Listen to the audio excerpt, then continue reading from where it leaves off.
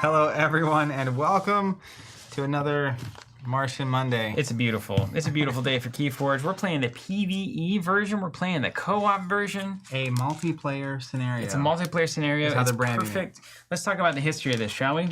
Okay. Started over the pandemic. We saw FFG, who at the time had the KeyForge license and all the things involved in that, created the game. I will say at the behest, probably, or at the leadership of Christian T. Peterson over there at Fantasy Flight Games. Was he Asmodee in North America yet? So that got announced in 2016, but took place, I think, in no. Got announced in 2015. Yeah, it was took earlier place at the end of 2015. Can you shut that door, Brian? The merger took place with Asmodee and FFG late 2015, early 2016. That was the very cold winter where they didn't release anything for like 7 months. And then it would have been Asmodee at that point. So it was Asmodee at that point. But we presume the inner workings were there for a long time. I know Christian was really into the game. So anyway, I can say ostensibly under the leadership of Christian, KeyForge releases in immense fanfare. Everybody's crazy about it. Gen Con, sells out immediately. Well. People are losing their minds. Frenzy. It's insane. It's like trading card game Frenzy, but it's a unique deck game. Oh my gosh, what has happened? We get a demo at Gen Con, and we're talking to Richard Garfield in our spare time. It's really cool. Everyone's hanging out. And then it continues on for a few sets, and then the pandemic hits after the big KeyForge organized play announcement's going to happen. That now is like questionable. And then we get this, hey, there's these things called KeyForge Adventures, and at the time just PvE co-op scenarios. Print and play from the FFG website. Keep yourselves busy during the downtime of the worldwide zombie apocalypse. And they were well received. And then, we were like, well, why aren't these actually being produced? And I think there was some production pandemic issues there, as you can, that was it. Multiple years of a black hole of reasoning around why anything would happen. So now what Ghost Galaxy has done, again under the leadership of Christian T. Peterson, has basically the rights to these adventures and has put them out for the first time in their official capacity as a branded product. Like this. It's here in the flesh and blood. It Bada looks boom. great. It's got the Ghost Galaxy logo on it. And if you're unfamiliar, KeyForge or unaware, KeyForge a week ago, launched their GameFound campaign to bring the game back. That has gone very well. Quick update on that. They're currently at $624,000 in funding. Lots of different stretch goals. What was the goal? Was it like a fake goal? How all these Kickstarters do a fake goal? It was a goal of $50,000. Okay, so if it was $50,000, I will bet, if I'm speculating. Also, how is everybody out there? We had a great lunchtime meeting with the architect firm that we're working with. Yep. Sent a picture through the community texting app if you want to check that out. It's coming together. Man, I'd love to have just thinking about KeyForge event, Tulsa, beautiful. So what were we talking about before that? Sorry, I got distracted by the architects. We had a great time. I just want to ask how everybody was doing. The PvE scenarios, print and play. Yeah. So we're going to be doing, this is the official printed version of these KeyForge Adventures, co-op / PvE. We played the Keyraken before. Yep. It was fine. And we played that in we printed it and played it. We got it from Make Playing Cards or one of those weird ones. The official version in there. Worth noting, we do have a separate subscription from the KeyForge display. So a display of KeyForge comes with the 12 decks? It's 12. I think it's 12 decks. And that's the standard subscription we've had for a long time. But we also added the KeyForge Adventures subscription, so you can sign up to automatically receive these.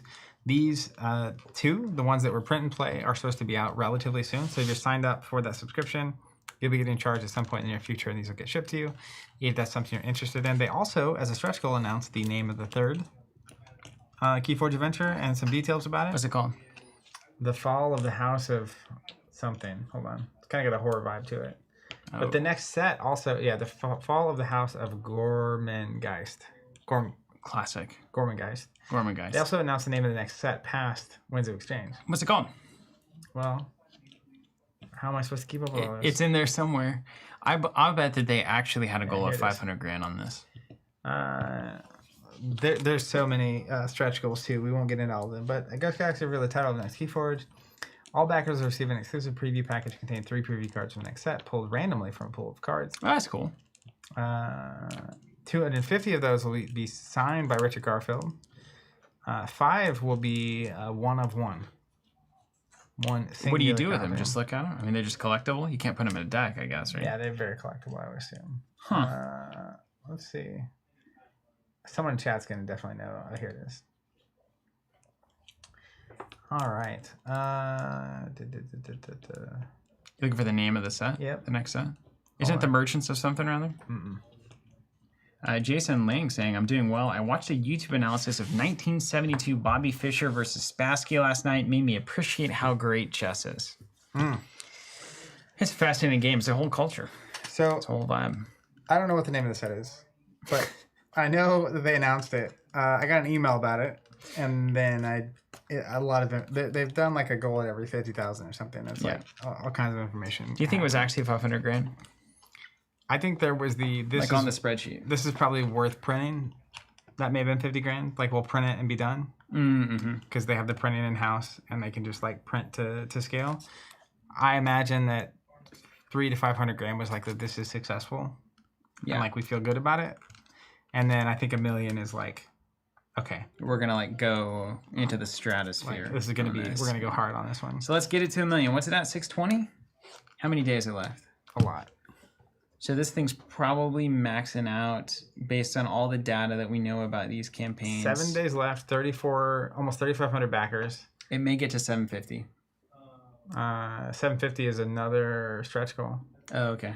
Do you think it'll get to 750? Yeah. Grim Reapers is the next one. Do you think it'll get to $1 million? Or Grim Reminders is the name of the next set. Think it'll get to $1 million? I think it will. You think it'll get to $1 million? I'll make that bet right now. I don't think it will. Not because it shouldn't, but just looking at the trend lines of this thing, you know. The two biggest moments in a crowdfunding campaign are the first day or two and then the last day or two. You know, it had to be as big as the first one. It'd be a shame if they announced something that made a lot of people up their pledge right at the end. Do you know something I don't? I know nothing. I just know how these work. You know what? It's like, okay, look. You're a hype machine, man. You dress back- in all black because you got to keep the hype down. You get all these people in. You have them on the list, the email list. You know the game is going to be successful. You know the scale, and all of a sudden you can announce, hey, everyone at the, let's say your most common level is a $50 level.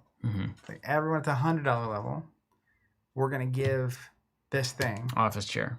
And not only are you going to get this thing now that you really want, but if we hit this $1 million stretch goal, everyone's going to also get this other thing. Yeah. And then all of a sudden you have a bunch of people.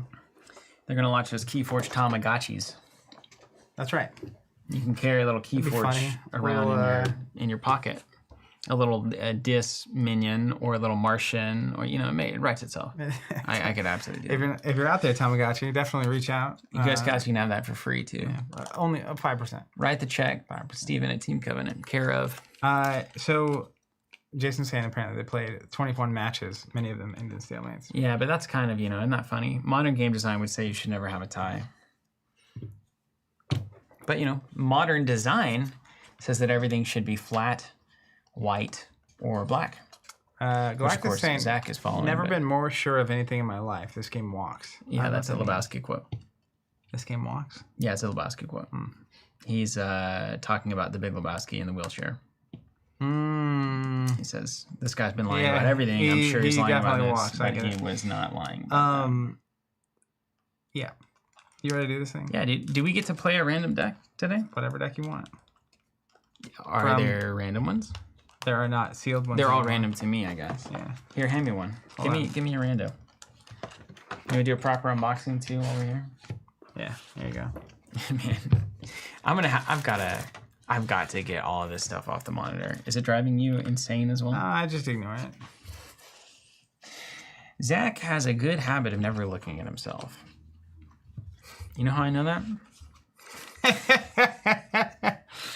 Oh, this guy. That's a good joke. Such a good joke. Man. We're having a good time. Lord We're having Almighty. a good time. Oh my gosh. I was not ready for that. Isn't this what tabletop's all about, really? Yeah, making fun of each other. I got to tell you, we, not you were there, but we've been meeting. So as anybody knows, we fatefully started the local store Go Big project about the time the pandemic started. Great timing. Which was not ideal. But what it meant was that we had a lot of time. And we spent a lot of that time having meetings with people involved in the project over Zoom or, you know, your preferred video talk platform. And what we found was that today was our first time actually meeting with them in person. Yep. And it was 1,000 times better. It was way better. It's almost like being in person with people matters. And as we said at the end of the meeting, effectively, like this meeting being so good physically, you know, being there physically is a good omen for our hobby and our store in general. There really is a magic to it, isn't there? Who'd have thought? Human relationship. We're talking to bets. We're betting a lot on that fact. Yeah, we are. Maybe a little update. Yeah, we totally are. Little what? Is there like an update to get like a report? Not really. Not really. Is there? We just met in person. We met in person. We're tightening things up. It's almost there. It's close. Well, actually, I'll say it's going to the fateful, how much is this going to cost step now. It's a critical step. We've been there before, and it was too much. Do you have some kind of cutting device? You know I do. It'd be easier than me struggling with this. Wait, these are fresh decks. These are There's the Abyssals. Okay. I'm playing EMX Blue Jib, the Selfish Cheat. All right, why'd you choose that deck? It's random. Excellent. Yeah. I mean, it's got shadows in it. I'm quite a fan of shadows. And Sanctum, I kind of like that. Dark and light, you know. A bit of a theme going on. You like them in the same deck, though. Yeah, sure. I mean, I might. And then Unfathomable, it's got the fish stuff in it. Yeah, this is fine. Yeah, how could you not pick that? These are like very sturdily packaged. You ever think one of these days you're going to like have an accident on stream? Like I'm going to fall off the chair when I'm adjusting the focus, or like you're going to cut yourself. I feel like it's inevitable. We almost, I mean, technically the champagne randomly opening was an accident. That was a happy accident. But it was a happy accident for sure. Do you want a random deck? Do you want to choose? Let me just pick some houses that I like. And a name that I like. Alex, how you doing out there? How's the mail? How's the child? How's fatherhood? You sleeping yet? Nope. You sleep in the truck? You sleep while you're driving the truck there? Who do you have? What houses? Shadow, Unfathomable. Shadows, Sanctum, Unfathomable. What's up, Art? Good to see you in the chat. Always a I'm gonna try to give positive this a nice- voice Nice spread. in the stream of communication. Oh yeah. Dig deep here. What is this? Oh, this is what they look like. This is the other half of that deck. Interestingly, they didn't include a rule book, but they gave you a code you could scan to get the rule book. So do we need to scan that code? I already did. I'm gonna read it to us in a second. So you're the rules guy now. Unfortunately. Alex Becker off today, so on dad duty and all is well. That's great. I want to play. I definitely want to play Untamed. Here we go. Lead Breaker of Dark Village. I remember Jonathan. I think Jonathan played a lot of Warhammer Champions on the app whenever he was dadding early. Early dad. Just, you know, staring into the abyss, waiting for a baby to fall asleep or watching a baby sleep. I think is how that goes. I'm not experienced with babies. Or just. And just like, you know, have your phone in one hand and you're like, you know, making your orcs fight your friends' elves. You know how it goes. Classic scenario. All right. Ready for this? Read me the rules, man. All right. It's only 10 pages. The story so far. The Kraken has been vanquished. But it was not the only threat. Etc., etc. Lots of story. Who needs that? Nobody. It's like the people, you know, that are playing Diablo or World of Warcraft. They're reading all the quests. Just give me the dot on the map that I'm supposed to go to. To set up the game, follow these steps. 1. Prepare the seal cost cards from lowest amber cost. Is this your deck? I don't need that. The seals look like this. Okay, I can find this. Ooh, wow. Okay, here we go. Lowest to highest cost amber. We've got players. Lowest on the left. We've got seals. We've got all these locations. Boom. We've got What up, Cafrica? a bunch Doing of well. evil twins here. Galactus. Nobody got time to read. Okay, we got artifacts here. These are probably going to be in the same deck. And we've got actions that they're going to take against us, presumably. Okay, So, and then this one seems really important, the vault binder.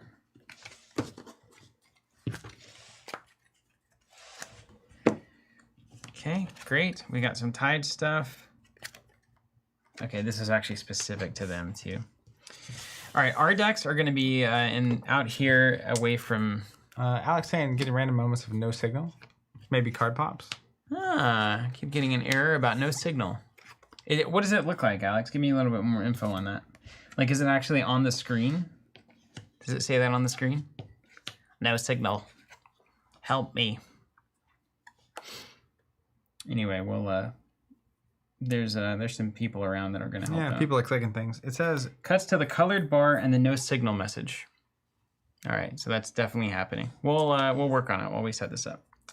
Next up, the locations, the sideways cards. Set aside any nightmare locations. So it should say nightmare only on it. Okay. It just says nightmare, huh? Or does it just mean that they look like scary? Like these look nightmare-y?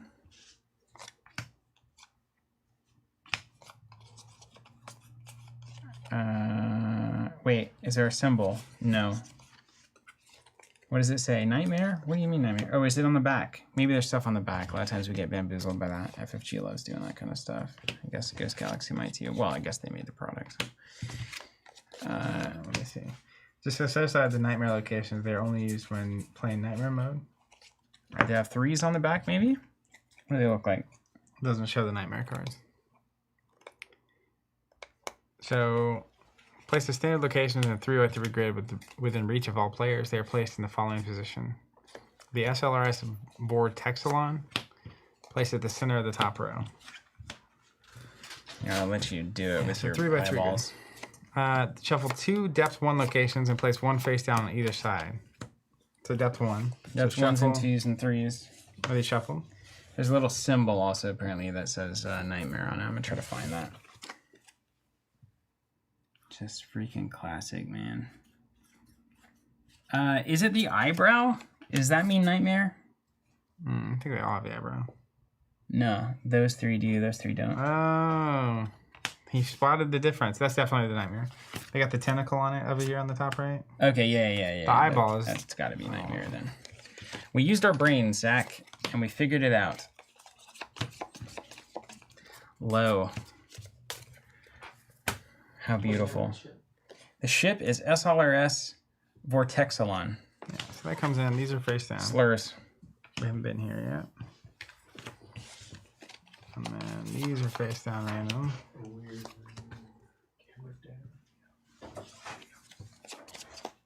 Looking good so far.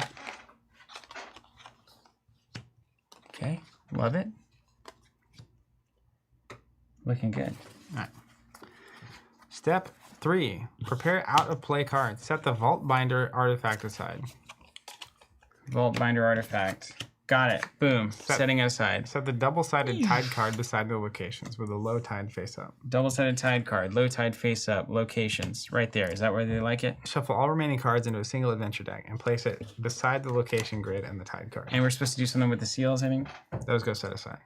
Okay. We didn't set. I thought you said we were supposed to set I did this up here. Okay. All right, and so here's our key rack and abyssal deck. Cool. I like the setup so far, actually. All right. Token supply. Player set up the decks. Each player shuffles an Archon deck chosen from their collection. Draws 6 cards starting hand. Each player may mulligan their starting hand once, as in the standard KeyForge game. Set aside all key tokens, but they will not be used. Each player places their Archon on the SLRS Vortexalon. All right, let's go. Do you have my deck for me? Do you think we should flip the camera? Would that provide added value? Mm-hmm. Add value for folks. I think it would look cooler. All right, we're gonna just make that happen, everybody. Stick with us. We're gonna go on a wild adventure sea journey, get like it? A boat ride. Oh, I get it, an adventure. Yeah. Like the name of the pack. I see. I'll switch the camera if we let get me 8 move subscribers. the weird things off the floor so you don't see those. I'm just kidding. You always say it'd be funny if there's something weird on the ground. The bottle of old times down there. Little grandpa's cough syrup. This one's for Zach. Yeah. Okay. Nobody be alarmed. R1 saying rotate and hands. Yeah, that is Microphone. weird. It's me. Zach's head. So far, There's the so weird good. stuff on the ground. Speaking of which, let's get a new angle on this. If you've been sitting out there watching us and wondering why you're so parched, probably because you need to hydrate. Yeah, if you hydro brain, you hydro life. Ah, yeah, it looks beautiful. I like that. It's kind of lower than normal, Yeah, it's getting a little higher there. but I don't mind it actually. How do you guys feel about this camera angle? We can get in there a little bit. Let me take that ISO down just a smidge. It's just got more of How do you a like that? angle to it. Let's center this stuff up. I got these lines. We on can here. make the angle less dramatic for sure, but it's kind of dynamic, isn't it? It does have like a different vibe to it. Let's also get it in focus. Can you flip that middle card over so I get some text to focus on? Thanks. Okay. There we go. Good evening, Richard Bear Gardner. Good to see you. Look at that. Hey, that is kind of cool. I'm gonna. We don't mind it. This is what it looks like when you play If You're a Giant. Standing behind the table. Actually, that's almost exactly what it would look like as me. If you were a tall person standing there. Excuse me, no, at my current height. Oh. I'm perfectly tall, thank you very much. Mm-hmm. 5'11". That's not short, It's not short. It's about right on average, but isn't it's also not very tall. it? Excuse me. What's this? Is this you? My identity revolves around my tallness. Yes. Can you hand me my deck? Yes. All right. So our identity cards go here. You see? Okay, so like where are these things? Mm-hmm. And now what? Does this flip over anything? Are they the same side? What up, Ian? I think they're Man, the same. you want to hear a wild story real quick before we get into any of this Yes, stuff? I'd love it. So Ian Schaefer, friend of the show, just commented. We had a Fab Nationals is coming up this weekend. So Saturday we had a jam session to play Fab, and he was like, it was like 10:30 p.m. and he said, "I'm gonna go ahead and head out." That way, he's from Oklahoma City. He's like, I can get home by midnight. Mm-hmm. Well, like an hour later, he posts and he's like, "Hey, I'll let you guys know I've been on the road for like 45 minutes and I'm literally at a stop on the turnpike." He ended up not getting home till like 5 or 6 in the morning Oh, that's hilarious. because there was some major accident. Really? And No, he was just that's like funny. at a standstill Huh. in his car at like 3 in the morning on the turnpike. Whoa, there you go. Can you imagine? Wow. I felt so horrible for him. Yeah, that's not what we need. Yeah, that's a bummer. Sorry, Ian. Richard Bear Gardner saying, "I'm deeply saddened to see my Twitter prediction was wrong. Where's the Jordan shirt?" Yeah, as I responded, if Zach has that, walked away with that Jordan shirt, we would strike as a company. It was like the jersey he was wearing during, I don't know which game, but it was very expensive. R1 saying the camera's swaying a lot. Yeah, it's got bumped. That does happen. The support beam, I forget what that's called. All right. All right, and so then we... You draw 6, but Six, let but- me explain this to you real quick. Okay. The fundamental concepts. This section contains the fundamental concepts. Got it. Conspiracy. During the game, the players are working to defeat the conspiracy of the evil twins before it can open 5 seals. The conspiracy, which takes the place of an opposing player, is represented by an adventure deck and has its own amber pool. The 5 seal cards represent the seals that the conspiracy is attempting to open and are a new card type to KeyForge. Similar to keys, the conspiracy spend amber during its turn to open seals. Opening seals is described in greater depth later. I'm assuming 4 per player at the start of the turn opens this one. So 4 amber total, 6 amber total, 8 amber total. Yeah, but I had to just guess. Team play. In KeyForge Adventures, all players work together as a team. The team shares a single amber pool. Anytime a player would lose, gain, or spend amber, it is placed or taken from the shared amber pool. There are 9 locations in the game distributed between 3 depth levels. Each player begins the game at the SLRS and can move around between locations during the forge key step of each of their turns. Only the text on the active player's current location is active. The text on all other locations is ignored. When resolving a card ability, only the creatures, upgrades, and artifacts at the same location are considered to be in play. Any cards controlled by a player at a different location or any creatures engaged with a player at a different location are not considered to be in play and cannot be affected by the cards being played or drawn by the active player. Players win this adventure by stopping the evil twin conspiracy. This is done collaboratively, searching the upper 6 locations for the Vault Binder artifact, using it at the Titan's Gate location at the bottom of the Crucible's ocean, and spending Amber to permanently put an end to the conspiracy's plot. Players do not forge keys in this adventure. The conspiracy will not idly sit by while the players undertake their search, however.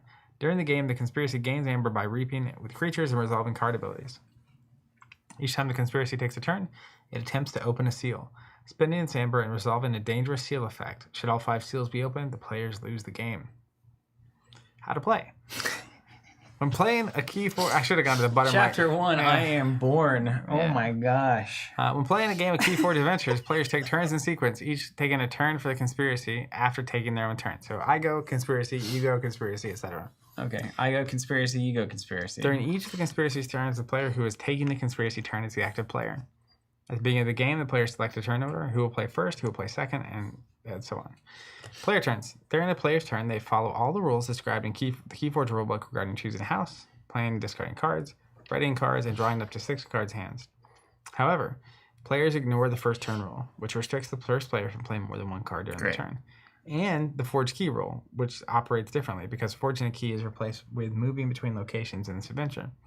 A player may use their creature to fight any creature in a conspiracy battle line at the same location, even if that creature is engaged with a different player. Engaged creatures are described and graded up later. Oh no. So wait a minute. Are there going to be like creatures at each of these locations? I think so. And then we're going to have our own battle line over here, and then we can fight them with our stuff. And I think our if stuff we're there. moves with us, yeah. Okay. That's fine. I understand it already. Let's get started. Conspiracy turns. The conspiracy opens a seal available, etc. 2 per player. Cost is modified by the card effects that modify key costs.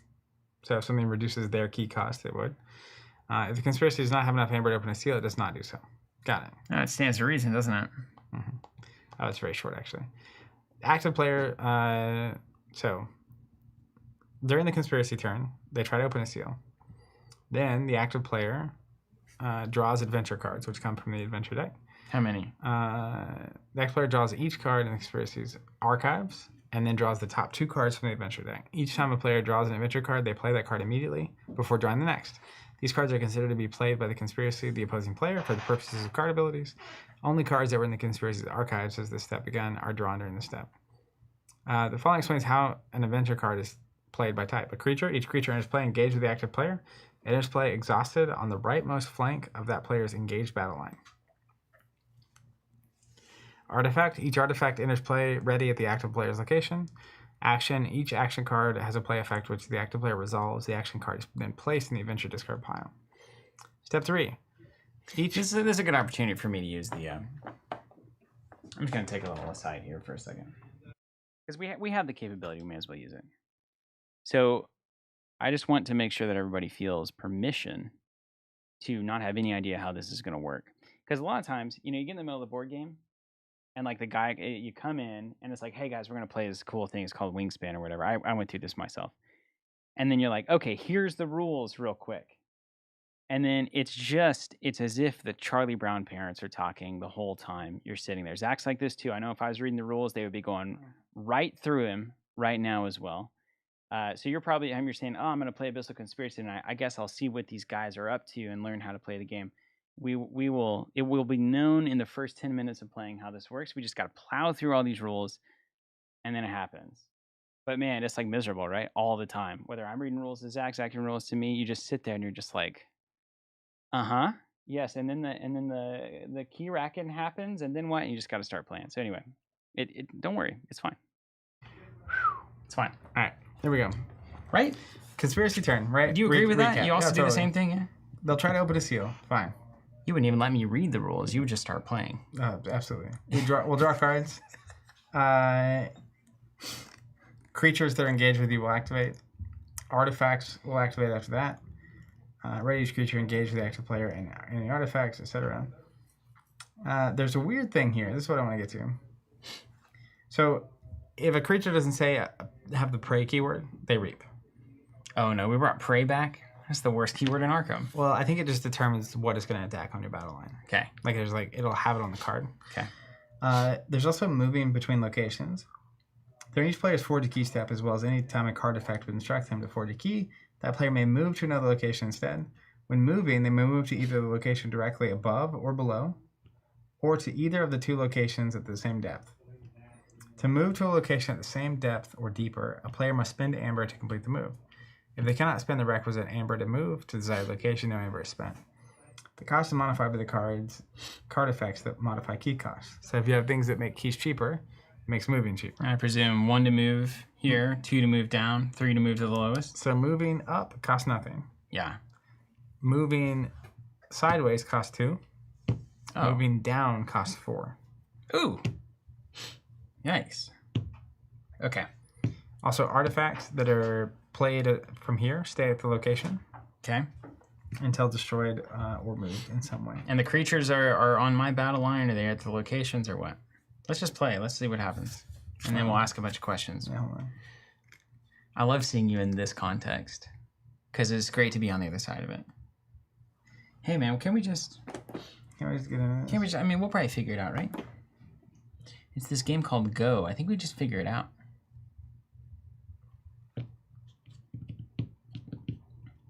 You get into those role-playing games, and it's like... So you have your own unique enemies, and they move with you. Okay, so it's like Arkham. Yeah. Okay. Yeah, except for they don't hurt you when they do it. It's just Arkham. All right, draw 6. Drawn. What now? Well, you can mulligan if you want. Well, I've got a 3/3 hand here. That's cool. Oh, see, like, this is weird. Like, Maelstrom. Oh, I guess it would put it on the... Like, what about this ability that says your opponent refills their hand to 1 less card during their draw card step? Does it have a draw card step? Mm.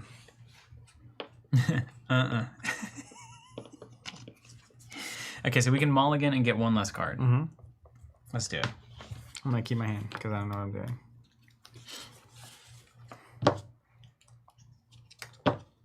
Okay, and then you're gonna walk us through the... Oh, I almost made a devastating mistake there. You're gonna walk us through the next step, yeah? Oh, sure. Yeah, hit us with the rules framework here. Yeah. I don't know who goes first. Richard saying, this reminds me so much of my first play of Race for the Galaxy. So much reading and likely the same way this will be way simpler to play once you get started.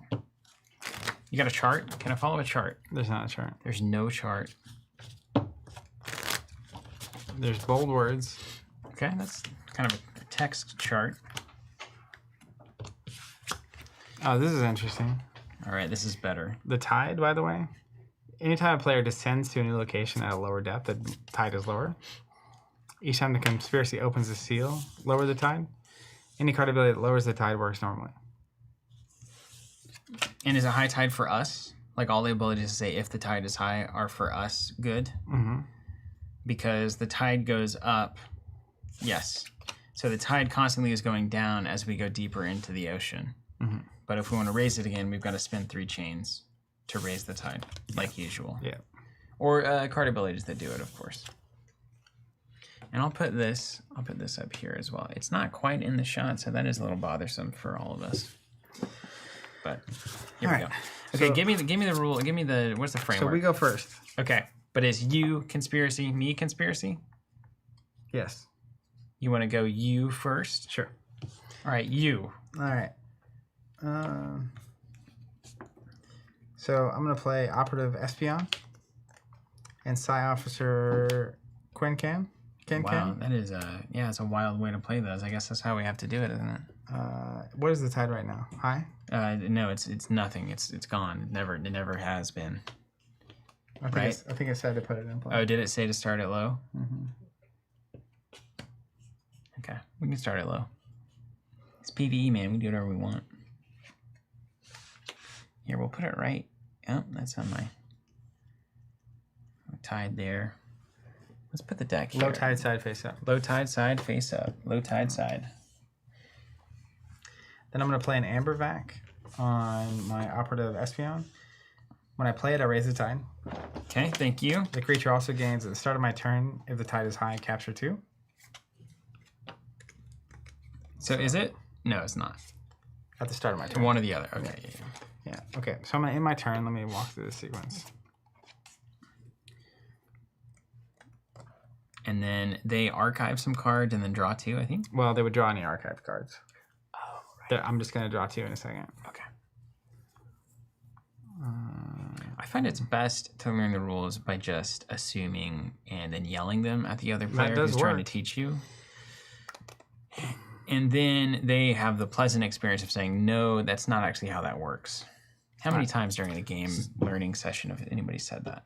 Actually, no, Jeremy, that's not actually how that works. So we'll go to the first bad guy turn. Yes. Or conspiracy turn. They can't open a seal. It's the first thing they don't have any amber, so and clearly. I'm going to draw 2 cards, resolving one at a time. So sabotage. Play if your team controls more creatures at your location than the conspiracy. Exhaust each of your team's creatures at the location. They're exhausted. You So now did they're it, okay. exhausted. And get them an amber. And then they get an amber. So let's put it here. Cool. And then second card, Cermeros. Prey the leftmost creature with 5 or lower power.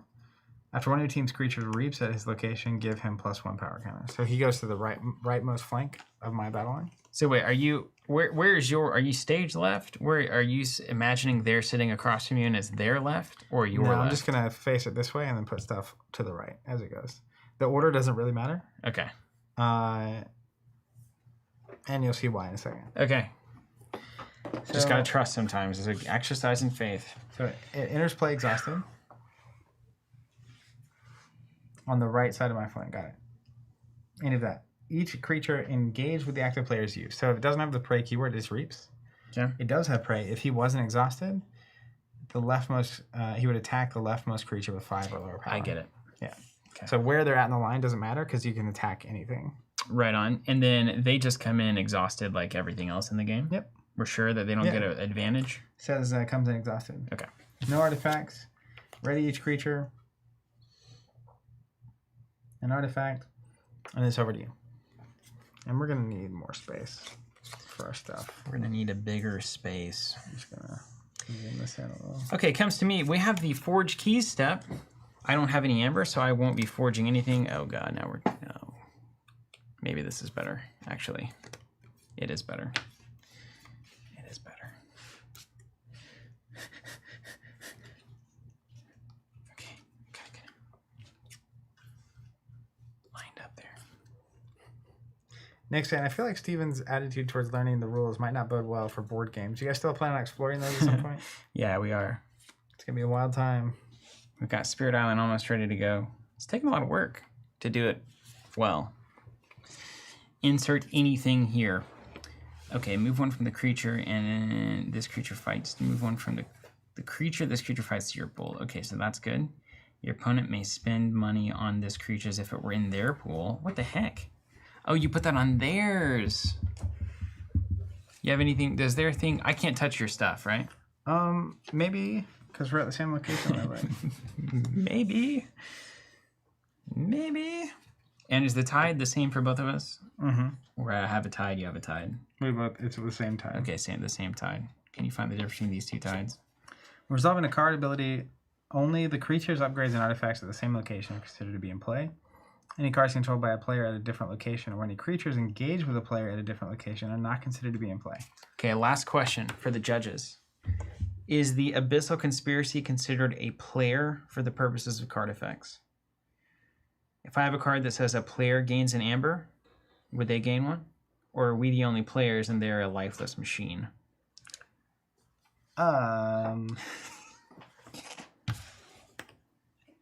It's like... The conspiracy, which takes the place of an opposing player, is represented by the adventure deck and has its own amber pool. I think it would be considered a player. You think it's considered a player? Mm-hmm. Okay. It's fine. What do you think, Bryce? It's fine.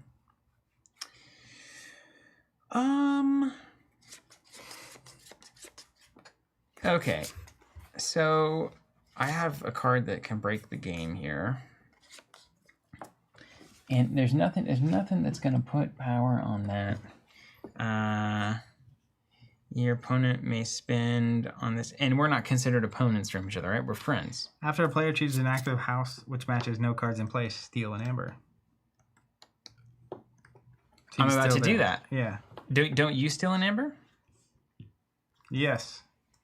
Yes, in fact. I would steal that amber. I do. I'm the captain now. I'm going to declare shadows. You can trigger Mr. Quinkin. Quinkin. I'm going to just put it on my card here. Why not? Does this location do anything? Did you read that? Man, put it on the card is a disaster. No. Finest deep sea exploration vehicle House Logos ever built. Yeah. Well, I'm going to tell you that. Oh my gosh. I'm going to have to let go on this one. we're talking about that in the car. This is a Buddhist stream right here. What am I spelling? It's gone. Q- I can't care about it anymore. INCAN. Psi officer. SCI period areas. I'm going to play Francis, the Economist. Check this out.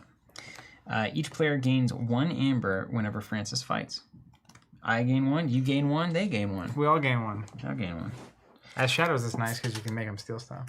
I'm going to put a hand cannon on this. Gain skirmish a second time, which is not ideal. Hey, how about this? Yeah, there we go. I'll be orange, you'll be purple. But my card is orange. You can be orange. Yay. Sky Terror wins again. Can you get some amber just kind of scattered about? Can I just do this? Yeah, that'll work. You can get in there. You tried for a second. You can figure that out, right? We're out of here. Okay. Get this. Okay. Wait, Jones, it's all in, Steven. Live in the moment. That's right. That's all it can be. Hand cannon in. Let's play. I'm just going to do it for the amber. I'm going to play a mole here. Opponents can spend amber on this creature as if they were in my pool, but there's nothing on it. Okay. So I just want the amber. I want the gold. And to get rid of the card. And to get rid of a card. That's right. And then I will pass and go to the bad stuff. I'll draw up to 6. 4, 5, 6. Ooh, love it. Card this deck's slapping. Card number 1. Truths Uncovered. They gain an amber right off the bat. And put an ignorance counter on each of your non-flank creatures. All my creatures are on the flank. Got him. While a creature has an ignorance counter on it, it's blank. Well, who's ignorant now, you stupid deck? Thank you. 2 amber for an erratic portal. Uh-oh. Play. Discard the top card of the adventure deck, or the top 3 if the tide is low. The conspiracy archives each creature, so discard the top and archive it if it's a creature, but it won't be. Not a creature. Yeah. Ooh. Ooh. Nailed it. Okay. Over to you. And what are we trying to do? We are trying to get to something on the 2nd floor and then use that thing to seal off the gate on the bottom floor. Okay, so something on this row of 2s is we're gonna flip it over, and we flip these over? Yeah, we have to, right? Yeah, when you go there. So remember, it costs 0 amber to go higher. Yeah. Cost 2 to go down. Mm-hmm. No, 2 to go left, 4 to go down. 4 to go down, right? So you have to get to 4 amber before you can even go down. But what could be on these? That'd be a good question. Start of my turn. My stuff is exhausted. Cool. Yeah, you're a cool guy. Is this considered a house? Yeah, it's a house. It's House Abyssal. Yeah, it's definitely a house. It's got a symbol up in the top left there, like a house does. It's got an eyeball. It looks like a KeyForge house for sure. All right, I'm going to go with the Unfathomable. I'm going to play the Echo Pearl. Gets me an amber. It's an artifact. Ooh, that's absolutely gorgeous. Oh my gosh. I like it. It says, destroy Echo... Omni ability. Destroy Echo Pearl. Exhaust stun. Enrage an enemy creature. A creature. Any creature. Yeah, a creature. Then I'm going to play Wrath or Ruin. I can destroy a flank creature. Do you exhaust one, enrage one? Like, can you choose 3 different creatures for those? Or is it one creature think it's gets one all creature. 3? What? Yeah. Well, they have to unexhaust the next round, then they have to get rid of the stun at some point. Then they have to attack the Then next they're time. enraged. Oh, wow. That's devastating. Yeah, Wrath or Ruin to destroy that creature. What does that do? Kill everything? I can destroy a flank creature, so I just got rid of that thing. And then I'll pass the end of my turn, so we'll draw back up. Ready? And I'll get my 2 cards. Hypnotic Chant. Move to another revealed location that is not deeper. If the tide is high, your team gains 3 amber. Say what? If the tide is high, your team gains 3 It's amber. a good card? Oh yeah, we share amber during this. Oh, cool. Oh, cool. Yeah. Here, put me on. Here, let's put a little. Well, our powers combined. We'll do a fusion dance down here. That's right. All right, there are no other revealed locations, so we won't do that. Next one, Deep Priest Anakava. Wow, this art's crazy. Amakava?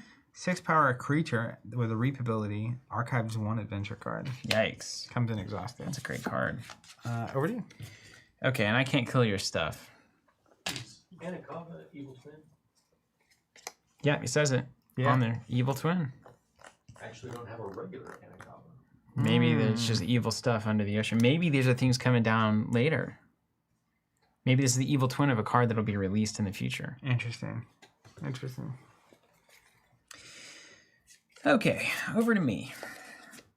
We've got Amber. We do. Let's get moving along. Okay, so strategy. Yeah. Are you a full explore guy, or are you a get to the chopper? Well, can you get 1 more amber during your turn? Yes. So I think you should use 4 to go down before something happens to it. Okay. And then I can spend 2 to go. Then you can roll it. Okay, so I'm going to be the deep water guy. Are these randomly assigned in their order? Yeah. From a creature to your pool, deal 2 to that creature. Frank's saying Forge Seal? Oh, yeah. No, they only have 3. Yeah, it's 2 per player. 2 per player, yeah. Yeah, if you go down, it will lower the tide. So if you could go down and then raise the tide with a card, that would be like I could do that. the most Bugatti. I could do that. But I am not sure that I can actually get another amber. That's fine. Well, let's think. I'll stay put. I mean, it kind of just depends on how important things are. Isn't that really what the game comes down to in so many ways? From a creature to your... I need creatures out before these cards matter at all. Okay. Okay. Let's go down here.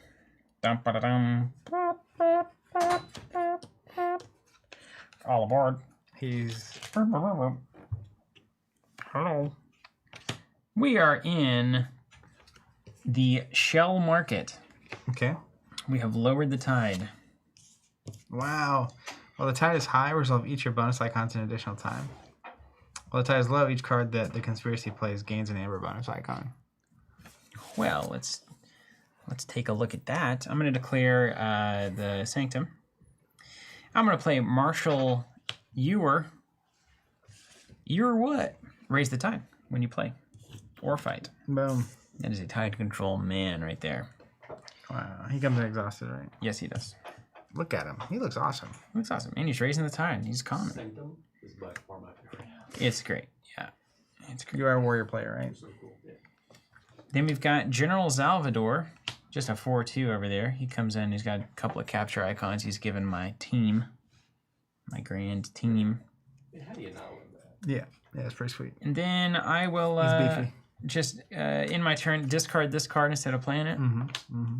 And draw back up to 6. Okay.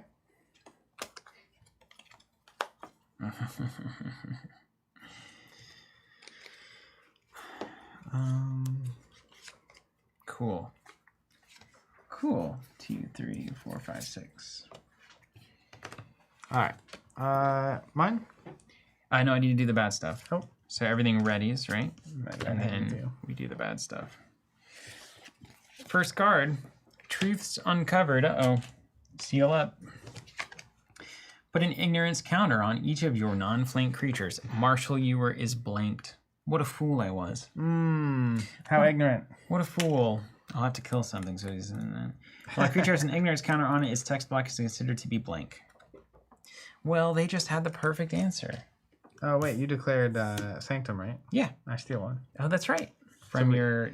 Perfect math. Yeah, we're like wrecking this thing. Frost Turret. It enters play ready. Action. Deal 3 damage to one of your non-flank creatures with 1 splash. My non-flank creatures? Yeah, Okay. well, it's at that location. Okay. Artifacts come into the location. Oh gosh, how? What do we need a table that's fit for a king here? We do need a table fit for a king. A very large king. So does this activate immediately? Interplay's ready. Yeah. So let's do it, right? Let me make sure the order of things.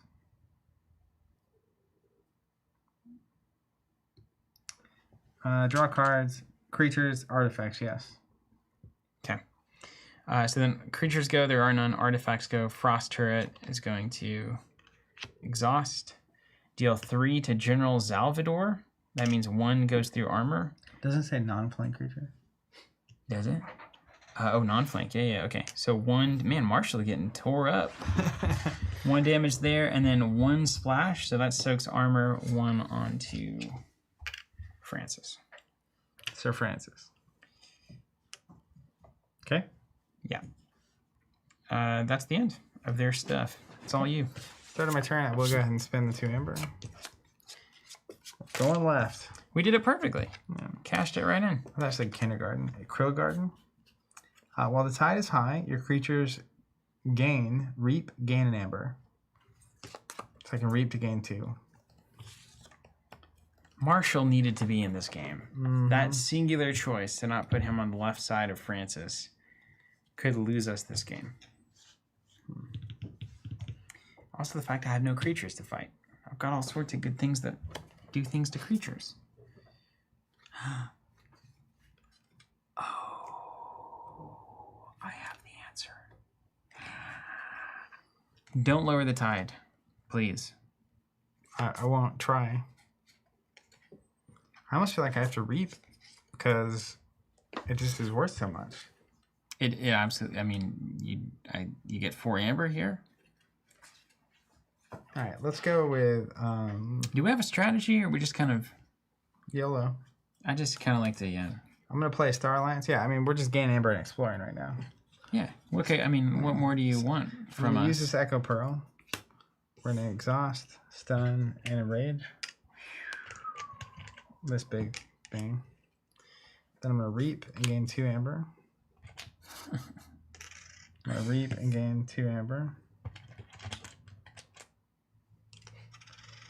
I'm gonna play Zap, gain an Amber, deal a damage to a creature for each house represented among creatures in play, which is only my location. We'll do 1 here. Just gaining Amber. And then I'm gonna play Rocketeer Triska. While the tide is high, creatures that I play next to her come into play ready. I love that character. Yeah. And then I'll pass the end of turn. So these are ready. Draw here. One at a time, please, sir. Merkins. Prey, the creature with the highest power. He also has Skirmish. Play if your team controls more creatures at your location than the Conspiracy archives a card. Thanks a lot, buddy. Yeah. I'll be eating that one. Next, we got Dr. Escoterra, Evil Twin version. Prey at the rightmost creature with 3 or lower power. Play your team loses Amber equal to the depth of your location. 1. Got him. Acceptable. Over to you. Okay, cool. Frost Turret's up. I guess at the end of that round. All right. I've got strategy. Gave you the Amber to get out of there. Do we want to, though? Because I can resolve these bonus icon twice, get an extra Amber. I think I'm going to boogie. Oh, bonus? I mean, you can do... Oh, yeah, you have to do it before you start Yeah. your turn. But I only got 1 bonus to resolve, so it's like 1 extra Amber versus like getting away from the Frost Turret and seeing what's going on down here. Yeah. And then moving around. Although, should we even go down there until we have... I could move over. I think you should move over. Find the thing. Yeah. And that way you don't lower the tide either. Watched. It's like, yeah, that's what I was saying the whole time. You Welcome to 5 minutes ago. Hatchery. I've already seen the end game. Yeah. While the tide is high, your I solved the equation. Your creatures interplay ready when the tide is high. When the tide is low, the conspiracy's creatures interplay ready. Your creatures are going to airplay ready this turn? Yeah, unbelievable. That's insanity. Unbelievable. You going to name a house that's not in play? Who designed this? In fact, I am. Oh my goodness. It's the trifecta. You ever feel like we're just built to beat something? Yeah, we're definitely smarter than any game designer. Our entire we've experience encountered. led us to this moment to show people how good we were at beating this one. Arkham, Marvel Champions, all those conversations we had with Lucas, Boggs. Hey, this Caleb. this crowdfunding campaign is up thousands of dollars since we started. Well, I think we can attribute that to It's the a straight stream. line, straight to us. You mark it on the whiteboard. Yeah. Stream. Yeah, I've done the math, dude. Thousands of dollars. Christian, you can cut that check right to us there. Care You of can find the Stephen address Woolley on the Marketing. website. Yeah. Care of Stephen Woolley Marketing. Lord Almighty. Okay, well, let's do something a little off book here. I'm going to declare Untamed, Unfathomed, Unfathomable. I'm going to play Abandoned Ship. I'm going to gain an amber for us. And then this here card says, return a creature to its owner's hand. If the tide is high, return 4 creatures to their owner's hands instead. Which is not ideal, but it is going to unblank Marshal Ewer so that I can get it back in hand and raise the tide. I like that. I feel like it's going to be important. And it's going to do something else that's really important too. So we're going to put all these back in hand. Brent's saying this conversation is going to definitely come back to bite you when the enemy gets going.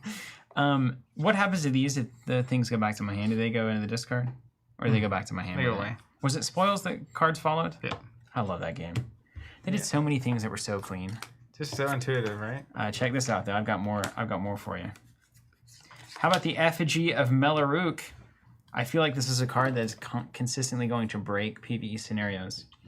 After they reap 6 or more times, it's a 100 power creature. Oh, that was the thing I had last time we dunked on this scenario. Yeah. The first scenario. Didn't even know it, but there it is, ready to go. Is that the same deck I was using last time? It may be. And then I've got 7 cards. If someone just is watching the PvE scenarios, they'll be like, oh, they really love that deck. Do I just discard down Been to 6 months. 6? You don't discard. Or I don't discard down, do Remember? I? Didn't we say that? Yeah, I think we did say that, but I'm not sure if it was true. I think it is true. We say a lot of things on these streams. Well, yeah, it's true. Half of them are true. Yeah. Done. Complete.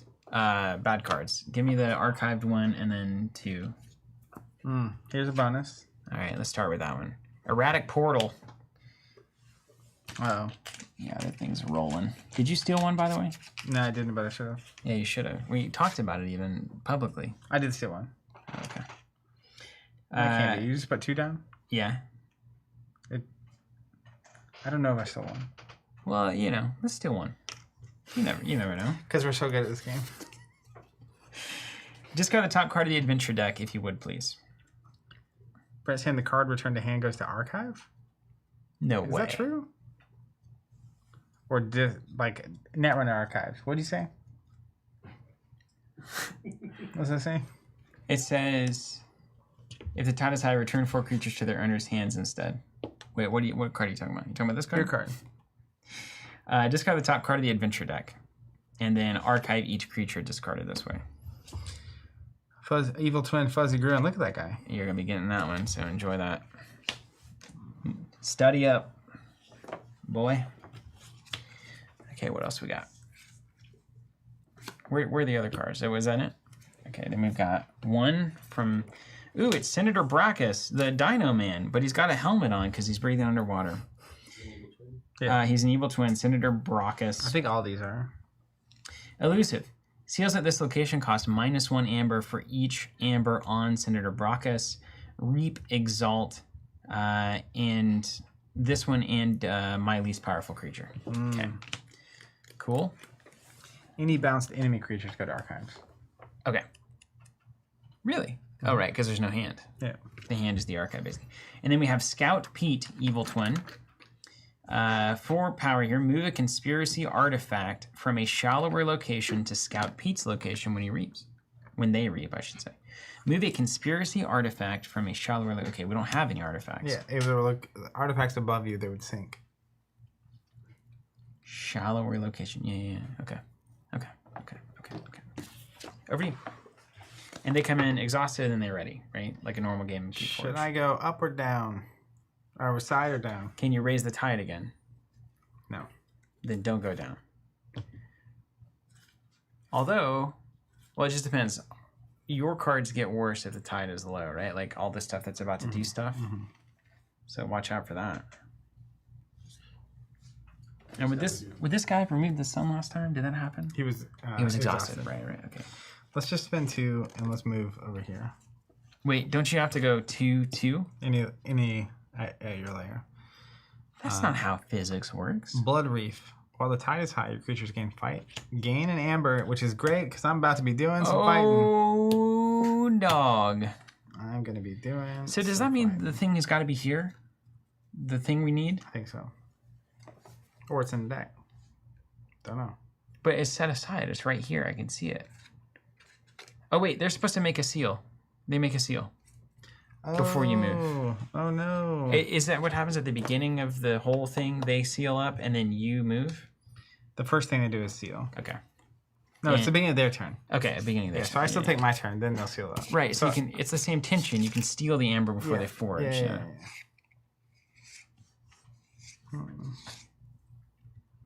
And are these like random?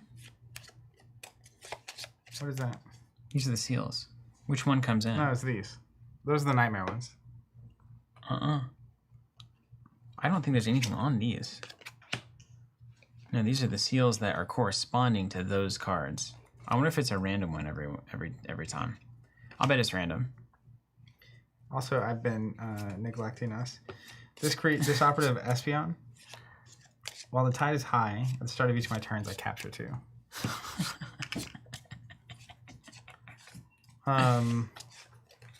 Sorry, what were you saying? So I think it's a random seal every time one opens, right?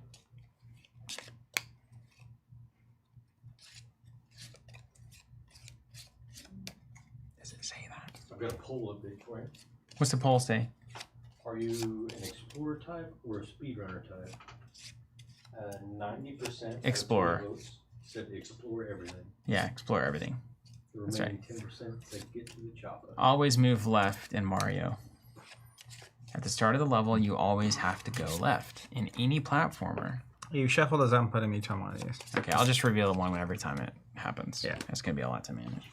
All right. So your turn starts, you steal 2 because of that thing, and then, or you capture 2, and then you choose to move, spending 2 amber, go into the Blood Reef, fight, gain 1, and now your turn commences to clear Then I'm going house. to choose Untamed, so we'll steal 1. And then I'm going to play Persistence Hunting, so we gain an amber. And it says, choose a house, exhaust each enemy creature of the chosen house. Ah, you're choosing House Abyssal Conspiracy. Yes, that's right. Very nice. I'm going to play my Liobe next to the Rocketeer. Tide is high, so airs play ready. While the tide is high, it has skirmish. So we're going to punch here. Just get rid of that. And when you fight, you gain 1. That's right. Courtesy of the Blood Reef. I'm just making the money moves. And then I'm going to play a... let's go...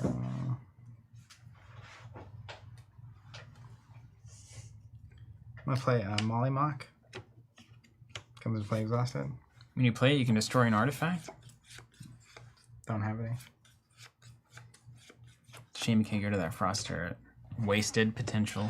Into my turn. I can't let it just die in my hand, though. It's just horrible. Enemy stuff. We'll do cards first. Fuzzy Gruin. Evil Twin. Merkins. Merkins. They'll archive a card. Should you stop? Play. Another Fuzzy Gruin. Ooh. We're gonna need a board wipe, please. And then over to you. I feel like we're playing on a board for ants suddenly.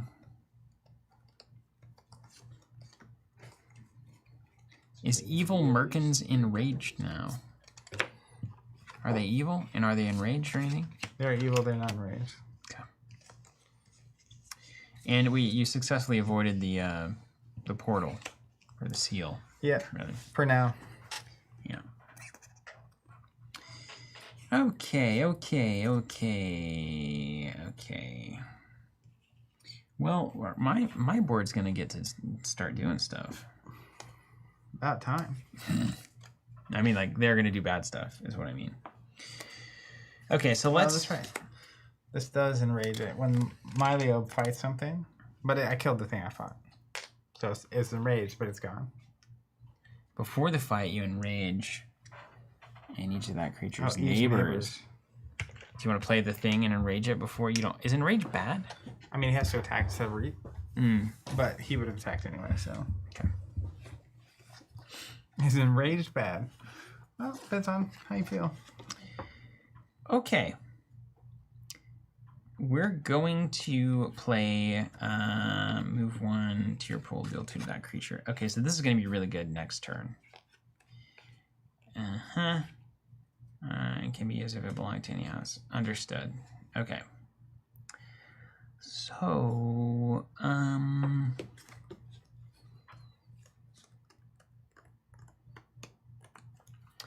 okay. So,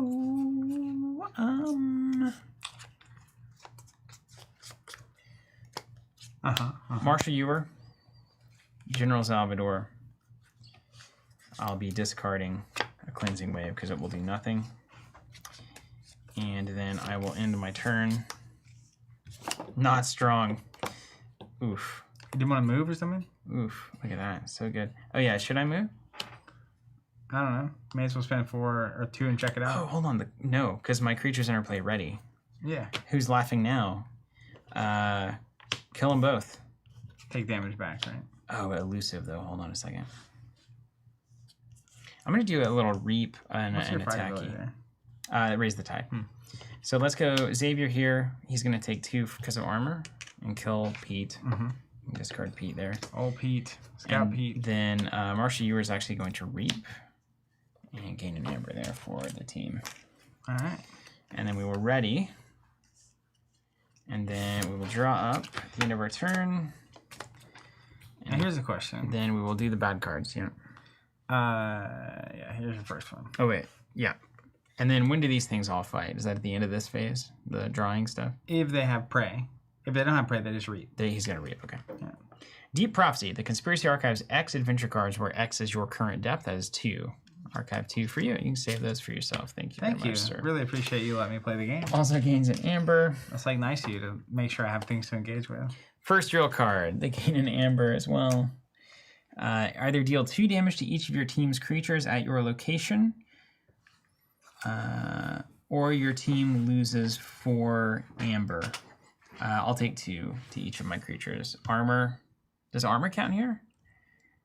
If I broke it when I was fighting, it refreshes on your turn, right? Yeah, it does. It's not broken forever. I don't know when it replenishes. I assume it were you At ready the end of my and then- turn. yeah. At the end of my turn. Yeah. So 2 soaked, 2 soaked. But then if he fought you, you wouldn't have it right now. That's right. Yeah. Okay. And then Brockus. Oh, wait, that was my... Brandon saying rip Marvel Mondays. That's not accurate. We won't be streaming next week because we're gone. But then the month after that, it's Marvel Mondays all month. You love it, right? Wait a minute. You didn't stream it? Game's dead. Game is dead. Yeah. They hate it now. No excitement. Never I gonna don't play it even again. like X-Men. Whirlpool Turret. Interplay ready. The I had one of those. Conspiracy gains 1 amber. If the tide is low, it gains 2 instead. So that's going to come in at the hatchery. Understood. Okay. And then they're going to do all their stuff. So creatures first. Reap. They're going to gain 1. And then it says Exalt Senator Brockus and your least powerful creature. It's a tie. I can choose who we exalting here. The thing you don't want to die Marshall. because you will not let him die. if And possible. then we will get 1 counter on my... can you give me that D6, the big one? Yeah. On my effigy. How many you need? Enemy creature just reaped. I need 6. And then it's a 100 strength creature. That's right. We're gonna be tracking that health. It's gonna be hilarious. Okay, and then the artifact is going to go. Well- The Conspiracy gains 1. It comes into play ready. Oh yeah. You can take care of that, right? And then they're done, they're ready, and it's over to you. Okay. I see. You gave me all sorts of gifts. Oh, yeah, you Cool. got... Oh, look at your little battle line over there. Look, somebody needs to clean up their house. Well, I'm gonna go with. It's a cooperative game, for sure. It's definitely I'm gonna cooperative. go with my.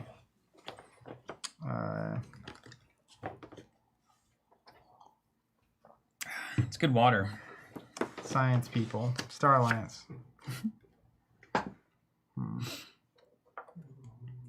Why didn't they call them Science Alliance? That sounds more interesting, doesn't it? Science Alliance. I like it. I really do like it. The Science You have a Alliance. bright career in marketing. Okay. The Science Alliance. That's right, dude. Yeah, this is That's what I'm saying, dude.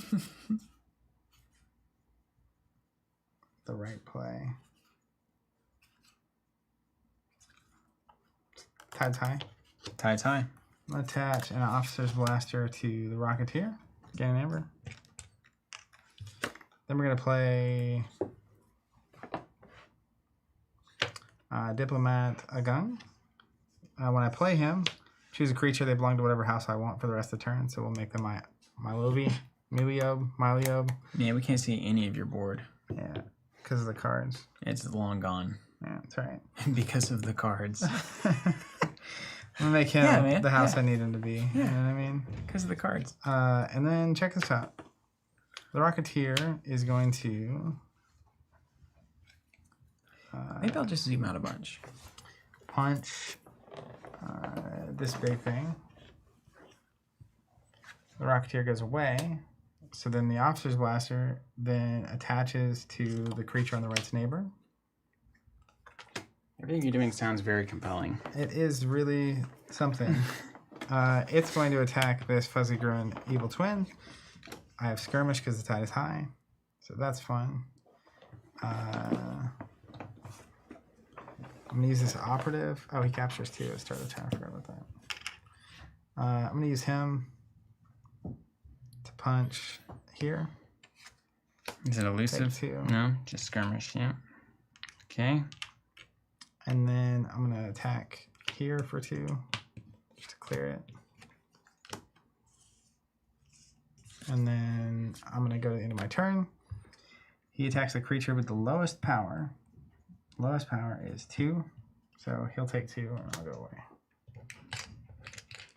And the conspiracy gains 1 when that thing fights? Yeah. I shouldn't resolve that yet. Hold on. I need to draw my cards first. Could affect it. Oh, right. Frost Turret.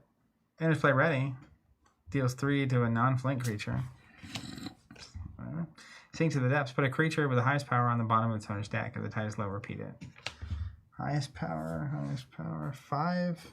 Oh, +2. It wasn't destroyed either, so this goes away. That's really annoying. Okay, cool. That was your gift. Hypnotic Chant. Move to another revealed location that is not deeper. If the tide is high, your team gains 3. That's actually great. I need to move. And last card, another evil Fuzzy Gruin. Then this guy will attack here. Take 2. This goes away. And we're cleaning up. And the conspiracy gains an amber on their little seal card, right? Yeah. And I also forgot I fought with 3 things, and I was at the Gain amber for every fight. Just doing it real clean. Did they die, though? Anything that died wouldn't resolve. You have to survive the fight. 1 died. 1 didn't die. The other one died. So I kept 1. That is a strange way to abacus that. Yeah. Woo! Over to you. Don't mind me. Okay. Just real sloppy. I need a timing chart. Yeah. We've always said that about you. Agreed. Okay. The head on understand this was pretty difficult with 4 players. We lost last time we tried. I can see that. A lot of stuff coming at you.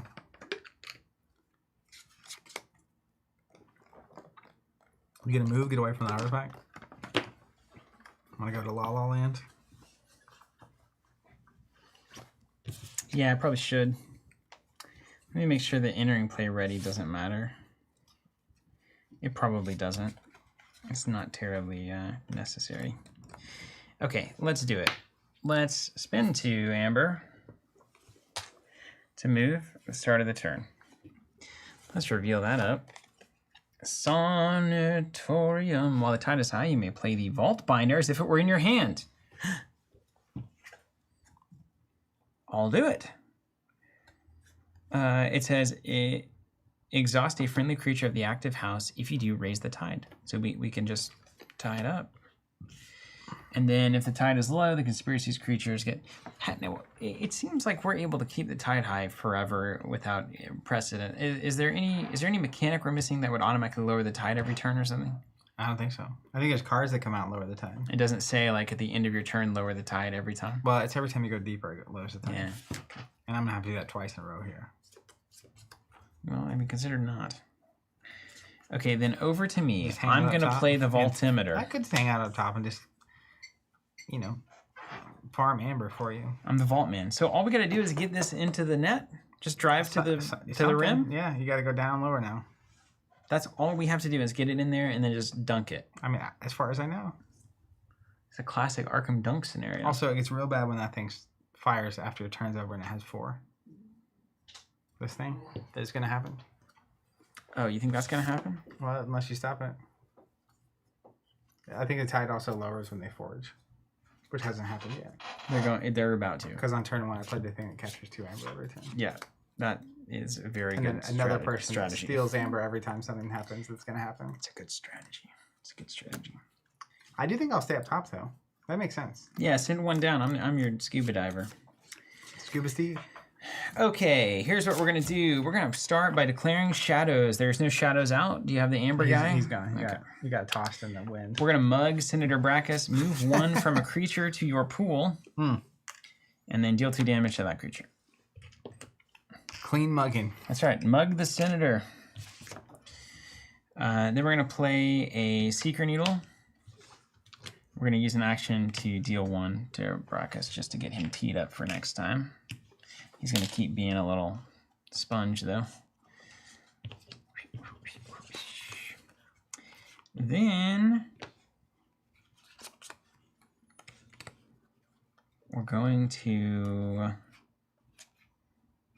exalt each damaged enemy creature with easy marks. So he's going to get an amber on him here.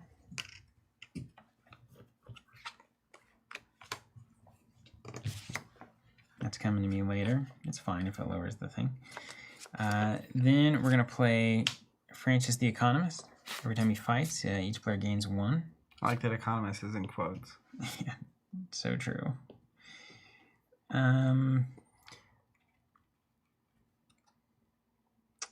Yeah, okay. And then we get to decide if we want to make... I'm going to do it because I think it's interesting. Did you do a damage with a secret needle? Yeah, here. I think it doesn't airplay exhausted. Oh, I did, yeah, sorry. You good? There's a lot going on It's a there. rule I can never really get in KeyForge. It's like, I like playing cards and then doing stuff with them. it's almost like Got used to it. playing a 2.0 version of a game you played. It's like you know the rules loosely. I know the rules loosely. Until I get really into a game, then I learn them definitely. Very not loosely. I'm not gonna play you, Scally Caper. I'm not gonna play you. No. As much as I would like to, I'm not going to. Who's Scally? He destroys his neighbor, which is is very cool. But then Brackus, oh no, yeah, we're gonna play that for sure. All right, let's play Scally Caper here. Enters play under your opponent's control and can be used if it belongs to any house.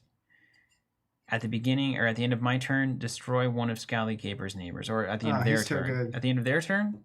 Yeah, because they own the card. At the end of your turn. Okay, yeah. So that's their text. Right. It's a billionaire I'm situation. the information. Yes. Okay, then my turn is done. I'm gonna this guy's not ready yet, right? There was a No. card called the Billionaire in the Spoils. That. Oh man, was I'll never forget it. incredible. That stupid moose deck. This is not ready, right? It comes into play on their side, Right, exhausted. exhausted as usual, But then their turn will start. and it's not exhausted. It is exhausted. It is still exhausted, but this text still works. Yeah. That's a devastating It's good PvP devastating card. good card. Okay, then we go to the bad stuff. They do get to forge a seal at -1 amber. So 3 only.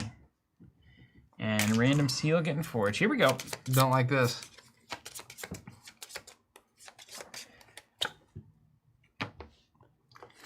Entropic Seal. After the seal is open, lower the tide. Got it, boss. Each non-conspiracy player purges a random card from their hand.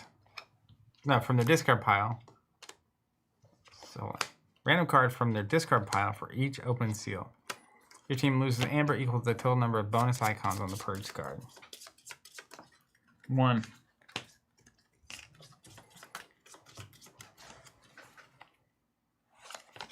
0. 0. The machines will never win, Zach. They don't have brains. 1. They maybe have some brains. All right, purged. So they're gone. Not new discard bomb. Okay, yeah, gone. What happened? Where did that go? Where did I put I that? think you put it back in the discard pile. Did I? What was it? Oh, cleansing wave. Yeah, it's gone. Okay. All right, mine. Yeah. No, wait, no, not at all. Yours. Now we need to do the bad stuff. It's like I Arkham always all try to over skip again. that, My yeah. gosh. Dr. Escotera is coming in. Pray the rightmost creature through your team loses amber equal to the depth of your location. So we're going to lose 2 amber. No, 2, right? 2 Yeah. amber. Can I put this person wherever I want? Always comes down the right side of the battle line. Exhausted. This makes me very uncomfortable. That's a lot of stuff. If we weren't on stream, I would have this thing spread out everywhere. And then we got another Senator Brockus Looks like someone else needs to do some board cleanup. right here. On aisle 9. And then they do things. Artifacts, there are none. Yeah. Creatures, Yeah. Reap, 1 on, What's the reap ability? Exalt, Brockus, Exalt my least powerful creature, Francis. The economist, of course, getting exalted. Effigy gains a token. And everything readies. And at the end of the turn, destroy 1 of Scally Caper's neighbors. I'm going to destroy Brockus. Ah, money, money, money. Gain 2. Senator. It is cool they're using the evil twin art here as well. That's smart. It is smart. Over to me. Finally. The cards are on top of each other. Yeah. I don't like it. That art is awesome. Senator Brockus in the water. Yeah. All right. Mine now good to go? I think that's it. Yeah, I think we did. We were operating the game so far to a degree that I was not expecting. Very good. Start of Very my good. turn, I will not move. I'm going to stay where I'm at. We're going to play Youngest Bear and a Key Frog. The Molly Mac is going to attack here. Can you imagine the madness of somebody tuning in randomly and just Yeah. hearing those I'm words? going to play the Youngest Bear and the Key Frog. My Molly Mac's going to smack a whack with a Fuzzy Gruin. Knick knack, brick a brack. Etc., etc. It's like waltzing Matilda lyrics. Yeah. And then we'll go to them. They can't forge. We'll draw the cards first. Sabotage. Your team controls more creatures. Exhaust each of your team's creatures at your location. Do you need to capture something with that guy before you move on? Whatever Tide that is ability. low. Oh, the tide is low. Oh no. Merkins comes into play. Merkins. Is that a Coors Light that Merkins is drinking? Americans. It just sounds like a country way of saying Americans. It sure does. It sure does. Oh man, Fuzzy Gruin's gonna attack the creature with the lowest power. We'll attack this Key Frog. It comes in. That's what it says when it's a play ability, or was No, it? that's It was just already he was in? already in play. So he'll take 2. He has a fight ability. They gain 1. Mm. They need 6 to open this next one. And then over you. Would you do something already? You said let you take care of it.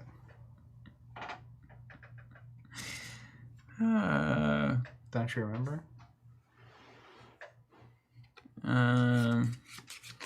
Merkins has a playability. They archive a card. Merkins. So good. I don't know why it hits so I'm a good. simple man. Yeah, I'm gonna go open the door because it's like oven hot in here. Okay. You don't like getting slow roasted? A cool 450 degrees. It's only 98 outside, man. I don't know what you're talking We about. could make a turkey in here.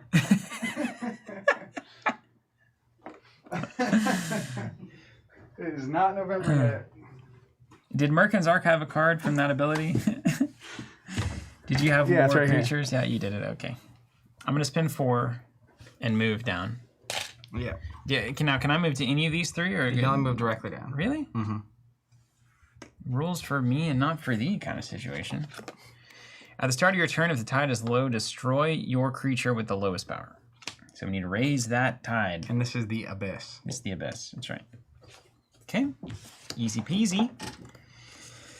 Now, if I don't do anything, I will get 3 counters on the effigy there.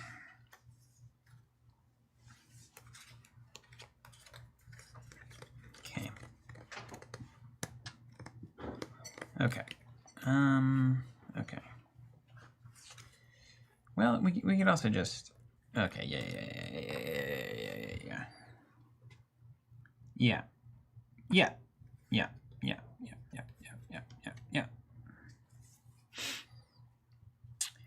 I'm going to declare Sanctum. Okay. Let's play... Also, if you raise the tide during your turn, we're not in the same location. It's blank. Larry of the Lake. Great card. I love Larry. It's a great card. Tide is high, everyone's +2 armor. Crazy. I kind of want to play a little more strategic here. I approve of this message. What do they forge at? 7, 8, 6, 6, 6. 3 per player. All right, we'll come back around on Gatekeeper, I think. So I'll go ahead and just play Gatekeeper at 5/1. If your opponent has 7 or more, capture all but 5. Okay. That'd be good. Sometimes. Sometimes later. Way later. Way later. We're going to win by the time that happens. It's already won. I've already seen the end game. And then I'm going to do a Hammergram. I'm going to deal 3 to Senator Brock and stun the Senator. I think there's 3 on the back of each of those.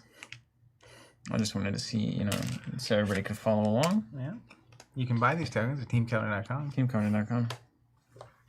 And then for the important stuff, Marshall Ewer is going to attack Dr. Escobar. That's not his name, is it? Escoterra. We'll just start saying really weird stuff and see if Bryce starts freaking out.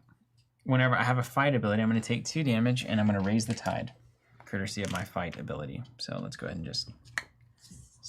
And then your thing doesn't do anything. No. And then Escoterra down.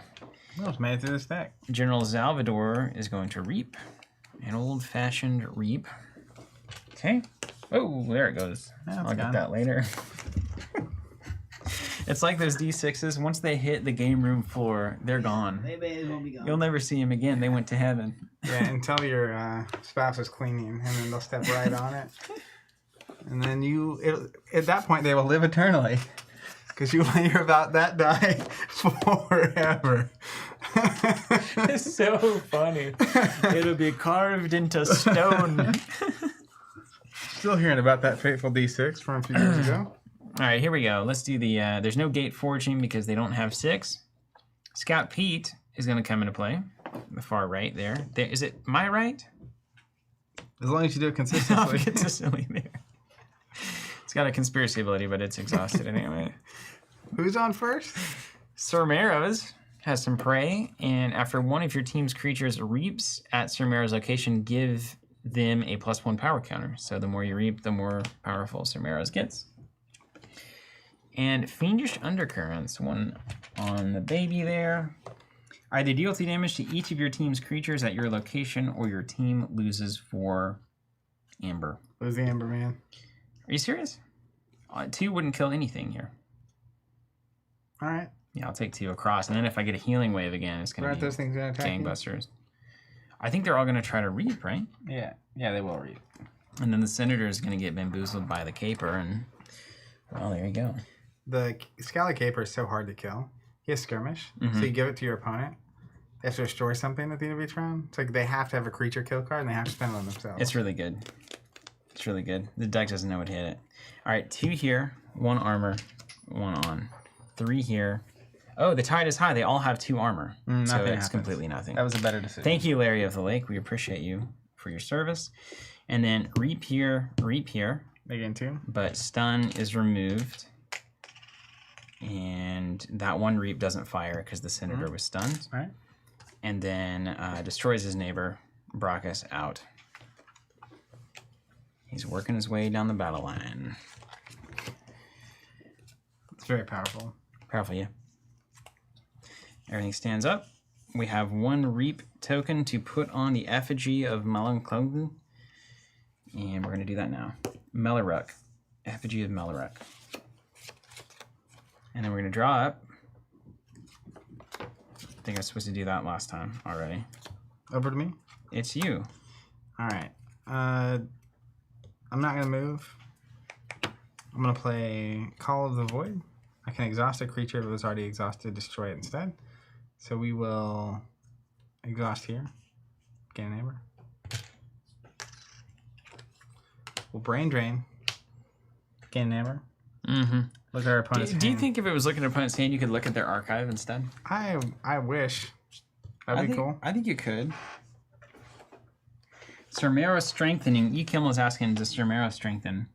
It says, after one of your team's creatures reaps. Is that my team or their team? Their team. Are you sure? Mm-hmm. Because the other ones aren't worded like that, are they? Don't they mean Maybe it your is is you. you? Yeah. That, Like right here, if your team controls more creatures. yeah, it does. It does. Then the conspiracy. So you is you, me. You is you. Me is I me. is me. And I didn't reap with anything. We are we. I did reap with the general, but he wasn't out yet. Yeah. Yeah, so no. Right. I'm going to play Okay. a Rust Miser. You is you. Storm Surge. Your opponent, Somebody tell Marvel Champions that with it. yeah, please send the message. Storm Surge. Your opponent cannot ready cards during their ready card step of their next turn. Did somebody call for a dead horse? Yeah. it's on the side of the road. It's been It's- beat. Okay, I'll draw back up. Did you even do anything? No. Again, Amber, look at that. It's like how Mario is ostensibly a cooperative game, but you still throw your friends off into the lava. Totally. You jump on their head and they go down. They're trying to jump. And I guarantee that happened to Tim all the time, dude. especially if you don't do it all the time. You just do it occasionally, and like And then occasionally when the stakes are super high, you do it. it's like their last life is out of the game. It's hilarious just thinking It's about like, it. well, I guess I'll just finish this one by myself. Man, Of it's course, so good. Back then, the problem was they could just hit the reset button. Oh, they It's like- totally could. I mean, Or just take the game out. yeah, it's like the nuclear situation. Like, once you start firing the bomb, like they just Yeah, it's or mutual they just assured reach over destruction and at that punch. point. Yeah. All right. Anyways, start of the thing. They do not forge. That's right. Great. Then we draw the cards. Fiendish Undercurrents. 2 damage to each of your creatures or lose 4. If you take 2 here, you're going to give them 4 amber. So you may as well lose 4. But then you can't move. What? Oh, right. Maybe just kill the thing and let him go. Let's race. Let's race him. Just take 2 everywhere. Ooh, that is like devastating for your board, actually. Definitely was the right decision. Doesn't that go to their house? Yeah. That's what I meant to do. Don't worry. Now, see, Gatekeeper would be great if I'd have held this card. I could play it now. Yeah. No. You didn't tell me you were going to totally dunk all plus the they amber get on an your amber. card. Then we get a whirlpool turret here. So end the game and end it quickly. Then this guy will fight the creature of the highest power, so he'll go away. I'll go away. Sorry, we got a clear board. Except for they have something in 20,000 amber. And then he doesn't ready. All right, it's a space race. Yeah, I'm here to win. Okay. Start on my turn. I'm going to spin 4 to move. You know there's a bamboozler down here somewhere. It's going to be like reset the game. You lose.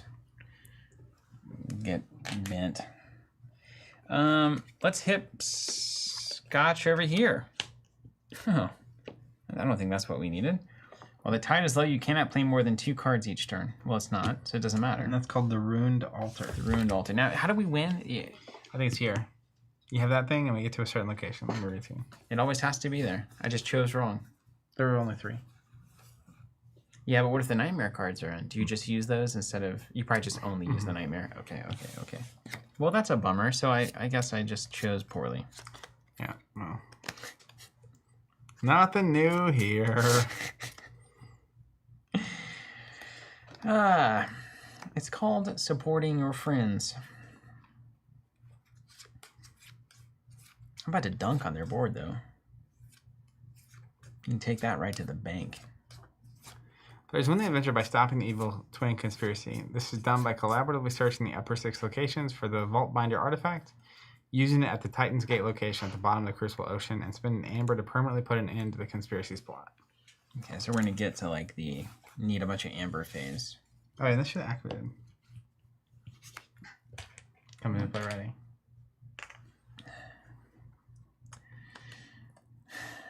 Okay. Alright, we're fine. It's fine. Totally fine. Okay. Totally fine. Totally fine. I've never been more sure of something. I'm not concerned at all.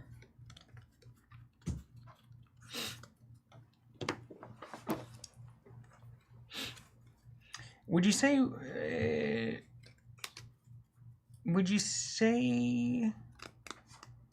that we are racing now? Like they're just gonna go seal out until the game is over?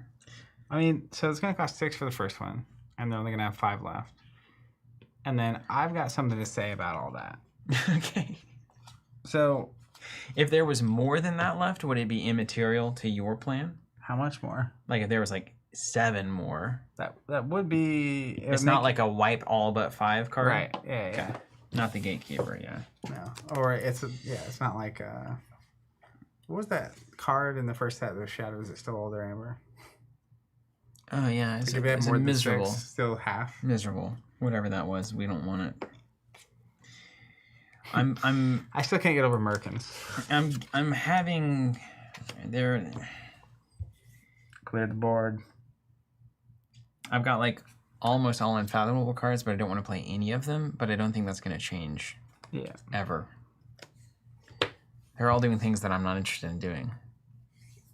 And that's something. Okay. Just reap and fight, dude. Yeah. It's like Natalie. What you want, Natalie? To reap and fight? Okay. 4. Okay. And 5-1 on the 4. And then Scally Caper can do a thing. Okay, so let's go. Marshall Ewer has 4 armor. Mm-hmm. It's going to attack Sir Marrows. 2 gets through, armor is broken. Did it. Then we're going to send General Salvador over to the same. We're sending the Gatekeeper over to the same one. So he's going to take 3. He has 3 armor though, right? He's got 3 armor. He's going to take 4 minus 3 is 1.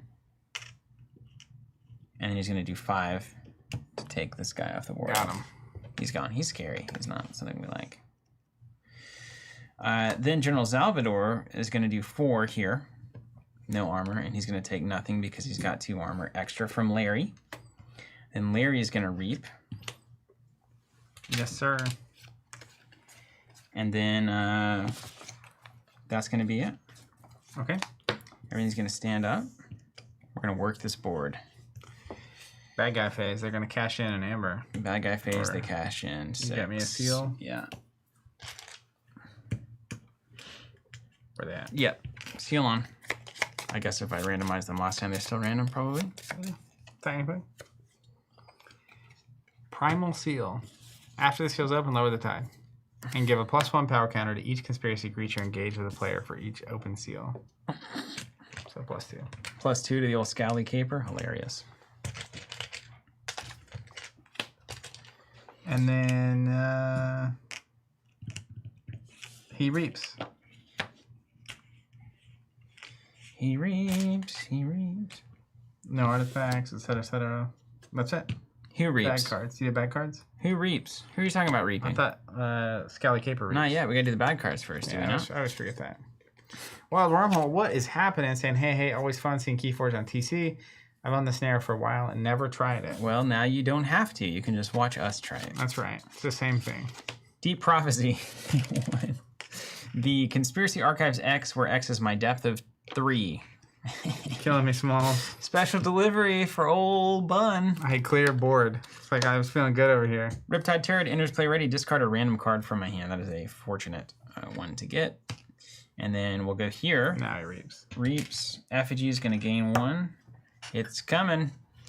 And it can't destroy a neighbor. And then I discard a random card from my hand, courtesy of this Riptide Turret. Andrew Williams. Is it worth it? Let me work it. Put my key down, flip it, and reverse it. There's a whole channel there. Robert and I have talked about starting a. It's really just him doing it, but starting a make-up lyrics that match a popular song to a arcane niche interest that somebody might have, like KeyForge. Like KeyForge. 200 to 300 people will be very pleased with that video. The end. Finn. The end. Better raise that tide, dude. Well, check this out. I'm going to go Untamed. I can't wait. I'm going to play a Mookling. Is that thing really exhausted, like on purpose? Yeah, because I... Okay. Yeah. Mookling. Your opponent's keys cost +X, where X is the Mookling's power. Currently +2. Could it get higher, though? Potentially, yeah. Assert dominance. For the remainder of the turn, a friendly creature gains skirmish. Ready and fight with that creature. I'm going to ready and fight. As skirmish, so we'll do 2 here. Then will it not die? It's got skirmish. I thought skirmish meant they did their damage first, and then they took the damage. I think skirmish is just... It's like elusive, but backwards. It's like offensive elusive? Yeah. Really? 99% sure. Okay. There's a little percentage in there. Always. Always. The Socratic doubt. We'll go to the end phase. Wow, that turn was horrible. I need to get those cards out of my hand. Also, I'm assuming... Do you want me to raise the tide? Well, yeah, sure. I can do that. I'm going to take chains. Okay, yeah, that's But fine. you're the captain. Well, clearly your cards are so high power, we would Yeah. not want you to have one I mean, less. can you imagine if I didn't have one more card? Alright. End of my turn. I draw one less because I've got chains. Cool. And then they go. So they can't forge a key. Great. We do bad cards, and I get this pile of cards. Thank you, Steven. You act like I did it. The game did it to you. I was just the messenger. Whirlpool Turret. Scout Pete. Deep Prophecy. Gain an Amber. And then Archives X, where it's my current depth. You're welcome. Deep Priest Anakava. Anakava? He fixes the cable? And a Riptide Turret. So they're going to gain 2 Amber. Would be 4 if I had That'd be real chosen. bad. And 2 Amber. And I'm going to discard a random card from my hand. Down to 4 cards. Cool. You're like the guy in Arkham that's locked in the room with the 7 demons. You remember that happened to me in City of Archives? We entered and then I just got stuck and turned into an alien and then never Yes, I left. do. You just got wrecked. Is there any way, instead of doing what you did, you could gain a couple amber? Mm-mm. Wow. You just need 2 That's to all. move. That's all. That's true. Never mind. Yeah, we're fine. Yeah. I was just curious, though. Oh, it's as much about your friends getting dunked on as it is you winning. Matt Newman. Never played PB and KeyForge any good. We're having a good time, aren't we? Yeah. Aren't we? I don't know. Can we ever really not have a good time on a PvE co-op I've level? been enjoying it. I really dug the first scenario we played. What was that called? Key-Racking? The I Key like this Racking? more than Key-Racking so far. I like this one too. Yeah. If I had a bigger table, I'd like it a lot more. That is very true. Also, knowing the rules now helps, like, with the understanding. But Yeah. I'm all about these scenarios. These designers, they design a thing with the intention of you following the rules that they make. It feels like the experience does get better when you follow when the you rules. do that, yeah. Like those things are all unexhausted, right? Mm-mm.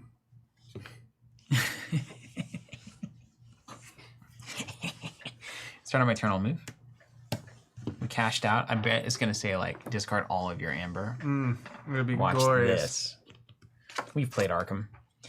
While the tide is low, seals cost -2 amber per player. At the start of your turn, if the Vault Binder is at this location and the tide is high, your team may spend 12 amber to win the game. 6 per player. Easy. Just gotta get it. Or an easy street. If you can get 2 amber so that I can move away from this garbage, that would be great. I can definitely get you 2 amber, man. I can get you 2 amber. I understand Key-Racking felt like Marvel Champions, and this one feels like Arkham. Yes.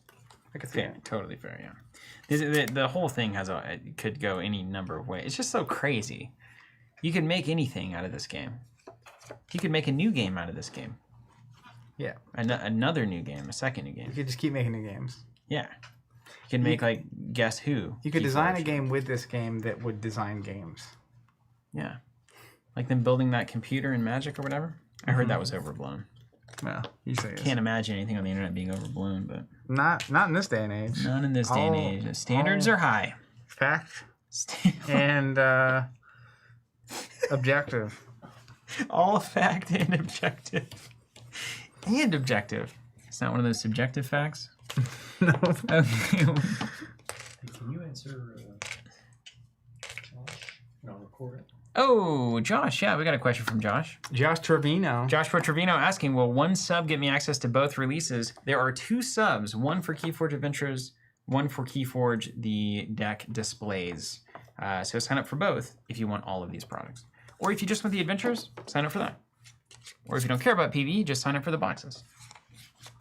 Or if you don't care about either, sign up for something else. Yeah, glad to have you watching. That's right. You can send that check to Stephen Woolley, care of, right outside. It'll come right through that mail slot.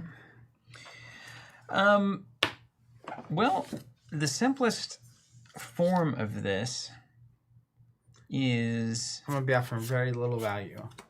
awesome. That's just really excellent. Yeah, thanks. I am too, I think. I think I'm just gonna reap 4 times. And I need to get creatures on the board, and I need to get here and start reaping. Or no, I'm here. Oh no. It's a bad location for all those things to be. yeah. Yeah. We're here in the pincer, aren't we? It's gotten real. 12 though. Maybe I should just clear my hand. Can I get 2 amber and clear my hand? I cannot. I guess this will kind of help me filter my hand a little bit, but it's not going to trigger, so that doesn't matter. Yeah. I'll bet I'll get something like that, though. All right, I'm just going to reap 4 times Okay. here. And if I do that 3 more times, We we'll win. win the game. Assuming no shenanigans. He's got the lock. Okay, and then I will pass. I will draw up. Hey. Oh, yeah. My turn? No, not even close. Then we go over to the bad stuff. Give me the archive card, if you would, please. Wait, they got to forge a seal. Oh, yeah, they do. Yeah. Coming in for 8. 3, 6, 8. And your crab doesn't count, or does Not on it? your turn. Are you sure? We're I thought different. all the key stuff did. It's blank because we're different locations. Okay. What's that 4th one do? Burning Seal. After it's open, lower the tide, deal 1 to each non-conspiracy creature for each open seal. So 3 to each non-conspiracy creature. I have 3 armor across the board. Nobody's laughing. I don't. Oh, it Actually. just does it to you, right? Not me. Or no, it definitely does to both of us, Does right? it say it to both? That has to be. Each friendly creature gets 2 armor. Man, this is like Larry of the Lake is crushing. I could Healing Wave to in the game right now if I get another one of those going. But I'm not going to cycle through my deck at all, so that's a bummer. Okay, then we go to the bad cards. Give me the archives plus 2 more. I'm going to have to shuffle. Frost Turret. It's going to deal 3 to one of my non-flank creatures with Your armor 1 don't care. damage spot. Well, it's already, most of it's busted. These guys have 1 armor left. I guess I'll mark that. 1 armor left, 1 armor left, no armor, no armor, no armor. Okay, Frost Turret is here. So I'm going to keep getting wrecked as I try to farm this key. Is there a subscription for watching Steven run his fingers through Zach's hair? You know what? If there was enough people willing to pay thousands of dollars for that, probably. You want to start a Patreon? Yeah, start a Patreon. That's right. It doesn't lower the tide first. Make sure it doesn't lower the tide. Where is that? What is that? Does it, the seal does? Does the seal? Mm-hmm. Lower the tide. Yeah. Right. Okay, it's low. Done. And then Riptide Turret or Frost Turret happens Oh, wait. Larry's ability doesn't apply anymore. the moment it happens. Yeah. Oh no. Okay, so we take 3 here, which is 1 Why are you taking 3? from the seal. Does 3 damage to everybody. 3 here takes 1. I thought the armor soaked it all, but it doesn't. 3 here kills this. We're going to have a new play. Yeah, we're gonna have to, like, you can't just sit there and get wrecked this whole time. This is disastrous. Larry's dead. Thank you, Larry. Gatekeeper takes 2. And armor is cracked. Oh, this is going to be like just a beautiful pincer. Riptide Turret comes in. It's going to discard a random card. That's actually kind of helpful for me right now. And then Erratic Portal is going to come in. 2 more on the baby there. Discard the top card of the adventure deck. The tide is low, so instead archive each creature of 3. 3 cards, please. None. None. 1. Special delivery. More gifts. For Zach. Okay. Got such a bad hand at this moment. And then the creatures are going to go Reap, Caper, Effigy. And then I'm going to discard a random card. And I'm going to take 3 to everything. 3 and then 1 splash. Which is going to literally almost kill my entire board. Want to read them? Great. Okay, then 3 to a non-flank creature. So 3 here, there's no armor, dead. And then we have a splash of 1, which armor's cracked. Splash of 1 here, armor's cracked, dead. Ooh-wee. Look at that. Abyssal Conspiracy got some teeth now. Yo. Yikes. Hello. We just got dunked on. Why are we crying, Zach? Because we just got dunked. We just got dunked on for sure. Alrighty, Roo. Now is it mine? Yep. Cool. Let's play an Operative Espion. After a player raises a tide during their turn, they can use a creature they control. In countersuit, after an action card is played, but before resolving its play effect, ward this creature. Then I will pass to my end phase, because he's exhausted. Can you not raise the tide? I mean, I can get 3 more chains. Dangerous game we're playing. I can raise it easily. No, wait, I can't. In fact. I'm taking the risk. Where did that card go? Did in you my discard turn. it? Lose a chain. We gotta play to win, not play to not lose. You know? That's right. I should maybe move before I do this. Like way a long time ago. We had Like a long time ago, yeah. I'm just gonna move here, so I don't get ripped to shreds by this. Yeah, sure. Archived card, Senator Brackus. 2 cards. Fuzzy Gruin. Sabotage. I do not control more creatures than them, so they get an error. The advantage of losing. That's right. Which one of those came in exhausted? Brackus and Fuzzy Man? These 2, yeah. So, creature with the highest power here. I'm elusive. Aha. Reap. Move a conspiracy artifact from a shallower location. There is not one. So again, Ember. And then Reap. And that's an enemy creature reaping. So is my stuff totally blank? I think your stuff counts as blank. But we were stealing stuff earlier from you. We were at the same spot. Nice. His shock is immeasurable. Over to you. I have no problems over here. None. None whatsoever. We're going to lose. Definitely. I thought it was unlosable. We were wrong. Clearly nobody can beat this. Yeah, this is just so hard. It's crazy. How could anyone ever win? Clearly. I had some good hands early, and then all of a sudden it was very bad. But I believe you just, you know.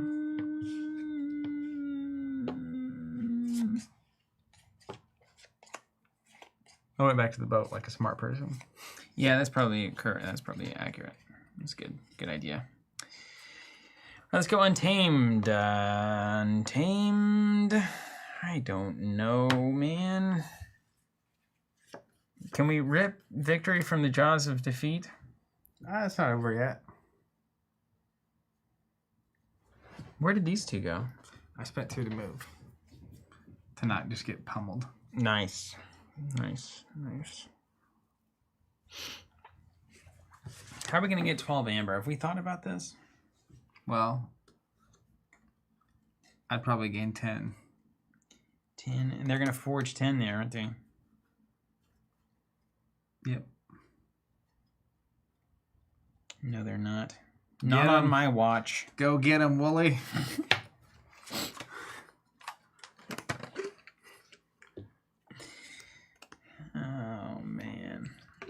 I gotta get out of here, though. All my stuff's just gonna keep dying. Move over here. Yeah, let's go. You gotta spend money to make money, right?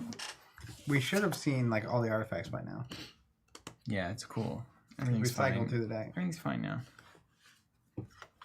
It's all fine now. Yeah, until it's not. Yeah, it's okay. We're gonna be just fine.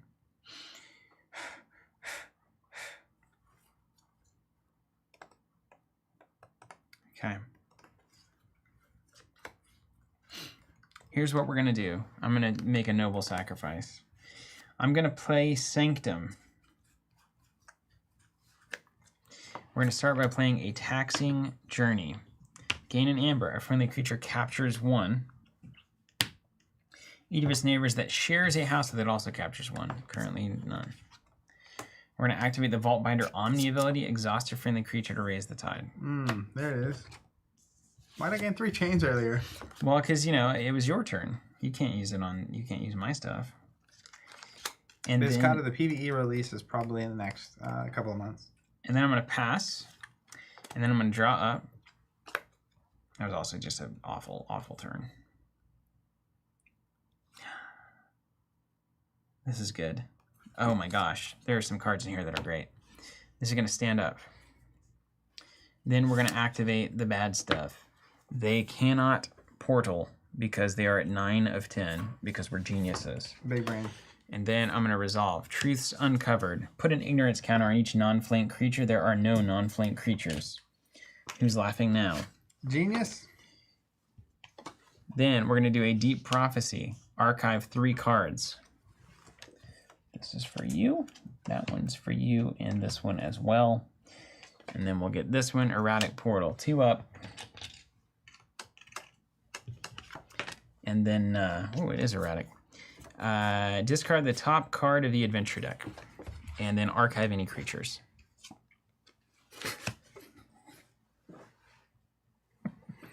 I'm getting swamped. Don't you have board clears, man? Welcome to KeyForge. And then reap. 1 on the pocket and 1 on the effigy. Over to you, Kent.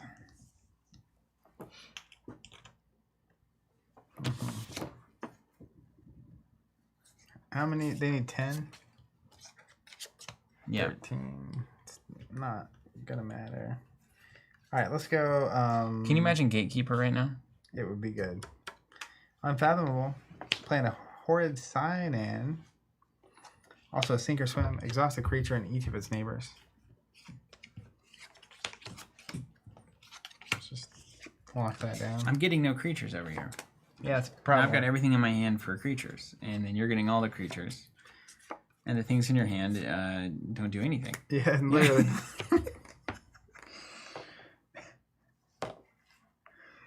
Oh man, he's a comedian, everyone. Comedian. All right, end of my phase. That's ready. That's the Sherlock end, Holmes so chain. that they're gonna forge the key there. Yeah, it's just a reality we have to deal with here. But I have a plan. Okay, good. Well, as long as you have a plan, we're fine. Yeah. Here's the Frigid Seal. Lower the tide. Each non-conspiracy player stuns 1 creature that is not already stunned for each open seal.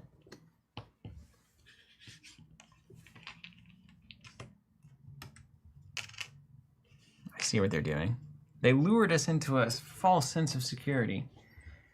And now they're opening up. Huh. Yeah.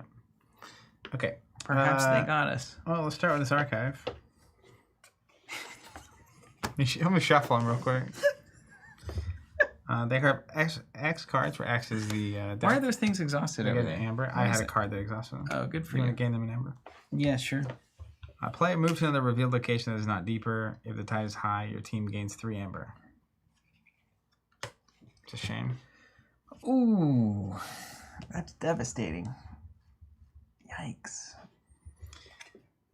Truth uncovered. They gain an amber. Put an ignorance counter on each non-flank creature. I don't have any. Haha. I'm going to gain them an amber. Sure. I don't know if the card's big enough. Then we got a Dr. Escotera coming to play. That's fine. You got board clears, yeah? This is going to attack the creature with the highest power. Okay. We'll have an attack here.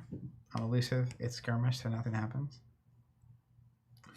This reaps, so then move an artifact from a shower location it can't, so they just gain an amber. Alright, then that's the end of their turn. Hey, they're not gonna forge. Yes. Only 11 amber to go for us.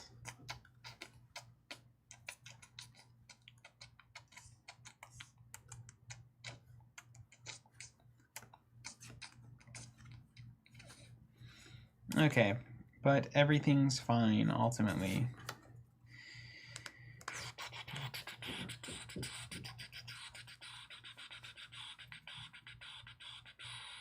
Okay, Omni ability. Gain 1 if your opponent has... Now, an Omni is always you tap for that?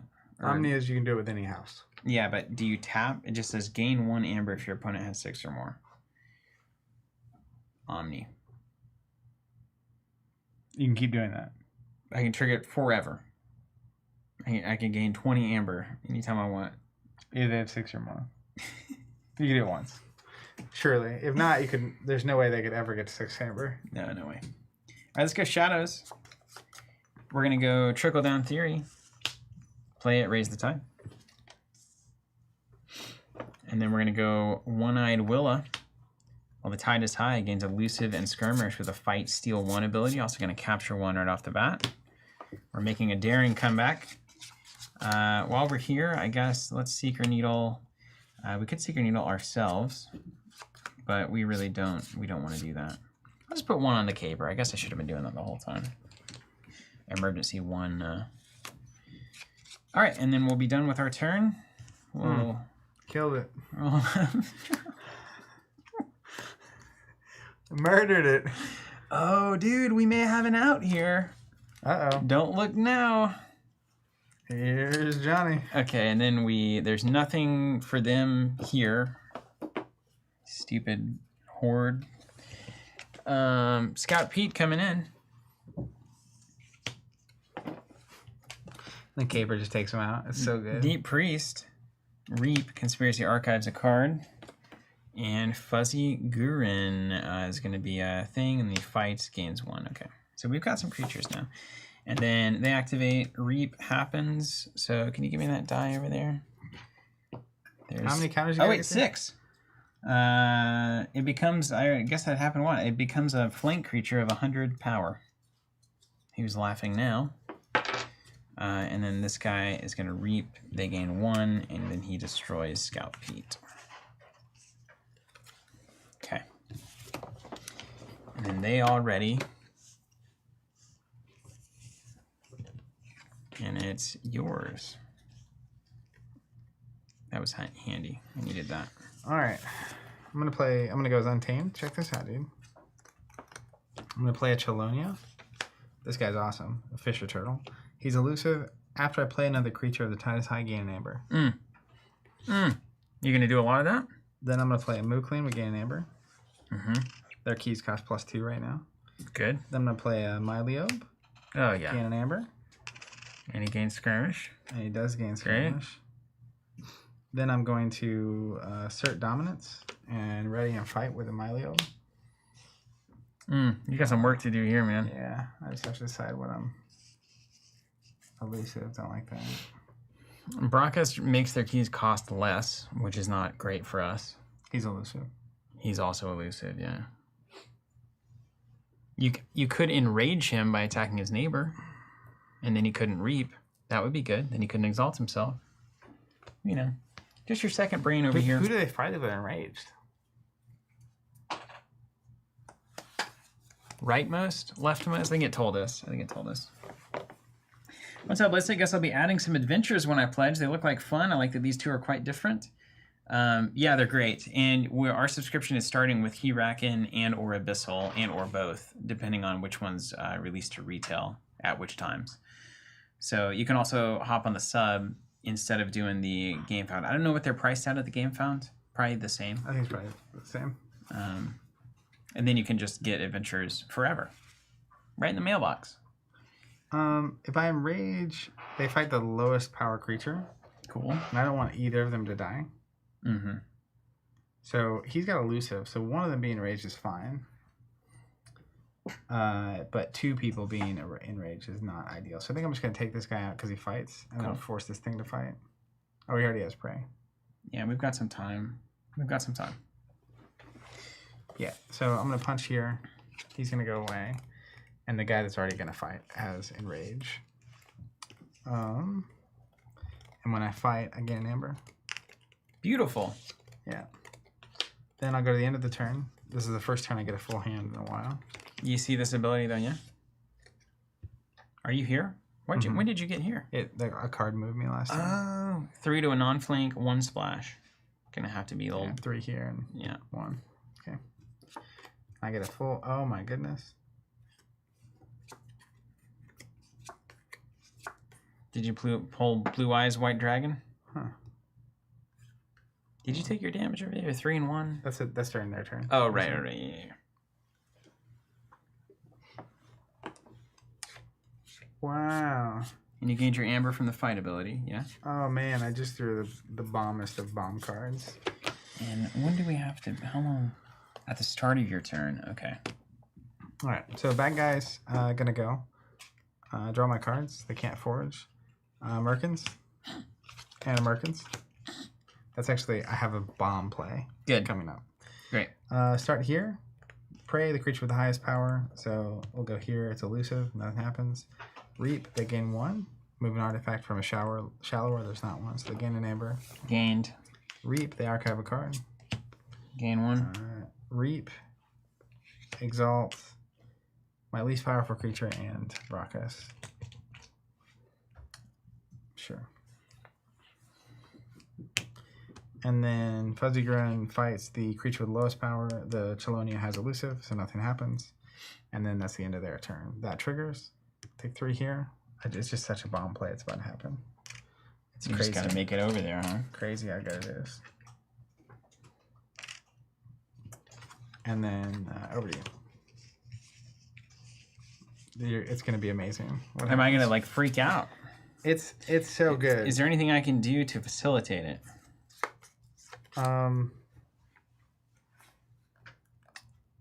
No. Just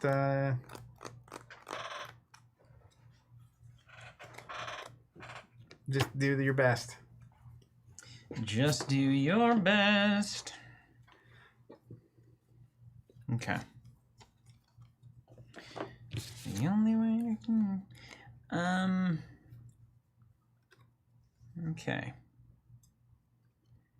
We've got that. We've got that. Okay, so we're just going to get a board out that can... Yeah. That can start making things happen.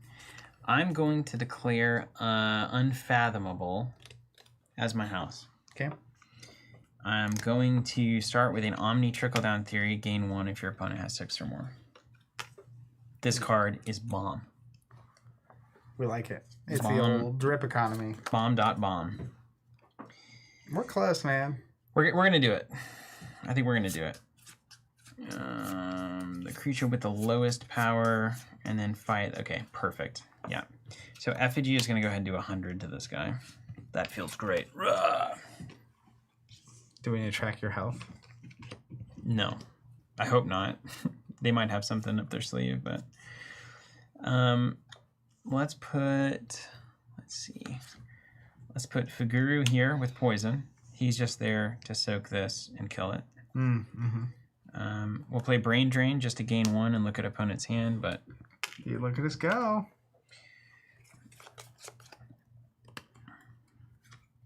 are all play abilities optional? Or do you have to do it if it says? I think you have to do it. Okay. I'm going to stack some more creatures with you. I'm going to play Bubbles. We'll put this on the top of the deck. This is technically an enemy creature, right? You want to draw it again? Yeah. Yeah. Actually, let's put this, let's leave that guy out. Unless you want creatures more than you want anything that isn't a creature. Is this something you would actually want to see It doesn't matter. versus anything else?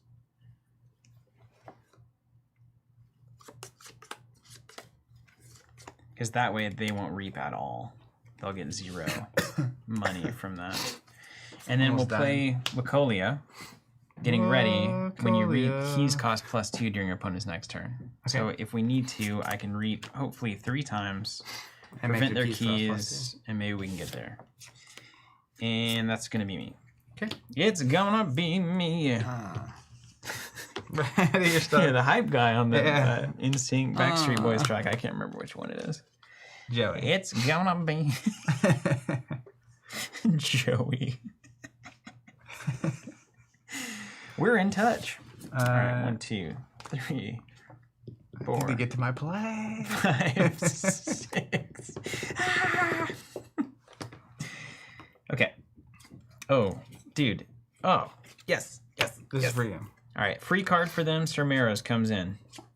This is for you. Sink to the depths. Put your creature with the highest power on the bottom of its owner's deck. Bummer. That didn't last very long. Oh man, there goes that. There thing. goes the effigy. And Fiendish Undercurrents, 1 amber on. They're getting close. Either deal 2 to each of your team's creatures, or your team loses 4. That's a shudder for sure. It's fine. They immediately gain 2. What are you looking at in terms of amber taking? I think we're losing 4. I think we'll be fine. If we lose 4, or if everything goes away and they gain 2 amber. I think we can lose 4. 4 amber. A devastation. Okay. Just have to get more. All right. And then this guy fights the lowest thing and dies to poison. Yay. Courtesy of Fuguru. Okay. Sephiroth. Yep, done. All right. I'm gonna go unfathomable. I'm gonna reap. Actually, you know what? Yeah, we're gonna reap. And then Here we go. It's happening. What happened? I'm going to play a Maelstrom. Put each creature on top of its owner's deck in a random order. Gain 2 chains. So now if we're smart, we can actually stack these up in a way that we like. Well, they're random. Oh. Yeah, that was written right there on the card, wasn't it? We gain an amber from this. They're going to gain an amber from this going away. Don't worry about it. Can you prevent that? Yeah. It's gonna be keys.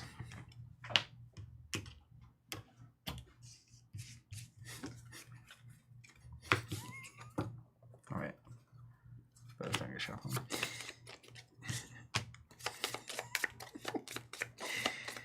All right, well, we're just a little behind. I feel confident. I'm going to play a Seabringer Kakoa. Taunt. When it's destroyed, to raise the tide. Then I'm going to play a Portal Monger. While the tide is high, opponent's keys cost +4. Excellent.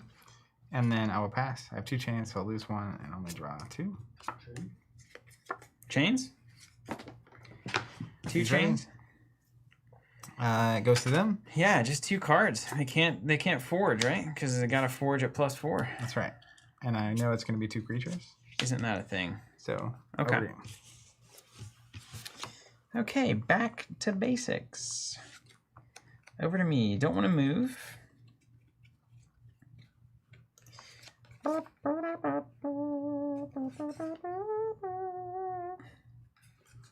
guess the question becomes, can you take any amber? I sure can. I just so much. I can take so much amber. Really? Yeah. No Yeah. way. Oh, yeah. Get out of town. Dude, I can take so much amber. It's crazy. It's like it was meant to be. It's back to easy. That's right. That's right. Okay. Yeah, man. Let's choose Untamed. No, the other ones. Unforged. Unfathomable. Unforged. Unsanctum. Unmars. Let's use this Omni ability. Gain 1. Oh, yeah. We're back. This thing is Value Town. Just put Guy Fieri on that, baby. Lover of KeyForge, you know that? Absolutely. He wrote us the other day. He said, He's a subscriber. when I'm not at sweet diners, I'm playing KeyForge with my kids. All day.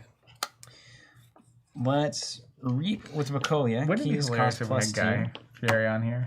He's probably watching right now. He's like, long-time viewer, first-time commenter. It's Guy Fieri here. Reap there.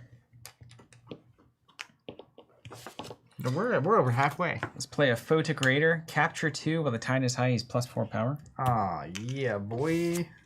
Let's play another Bubbles. Put an enemy creature on the top of the deck. Aw, man. Easy. Easy. Basically free. It's free, man. The end. Okay. Can't forge. Can't forge. You get 2 cards. Wonder what this is. It's that thing. Wonder what this is. We know it's something. Yeah. It's a Scout Pete and a Sir Meros. And they're going to stand up and watch as we dunk the ball over their dumb heads. Their dumb heads. All right, over to me. Over to you.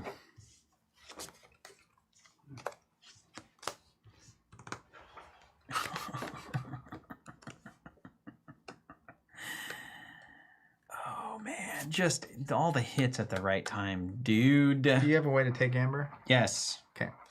I'm going to play a Chelonia, my old turtle friend. Caledonia. What makes it so hot? Wow. Then we're going to play a Deepwater Gruin. Gains 2 Amber when I play it. And then because Chelonia is out, we get an extra Amber. And then I'll go to the end of my turn. I'll lose my last chain. Draw back up. Oh, yeah. Then it goes to them. And They can't forge. They're currently at 10. Plus, forge. they have some effects on the board. Uh-huh. yep. So they're gonna. Then I get my bag cards. Yeah. Fuzzy Gruin. Weird. It's like creatures were all on top of the deck. And Americans. They archive a card when I place. Okay. And then these activate. He's gonna reap. Yeah. He gets exalted. All the more amber to take. And I'll reap them 1 there. And then reap. They archive a card. And they gain 1. Yep. Okay. And then over to you. Okay, 12 minus 1. Is your ability matter to me? Your Senator Bracca's ability? No. Doesn't. It's just when they're trying to forge on my turn, I think. Okay. If it does, then the +4 would also apply. Yeah, that would be sick.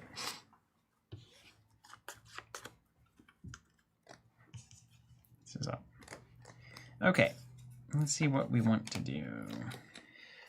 On my turn, they're going to have to get to 18 to be able to forge. Remember, you have to be here at the start of the turn to win. Yeah, I might have to move here. Yeah. That's what I'm looking at right now. Okay. So Oh, wait. Merkins is an archive.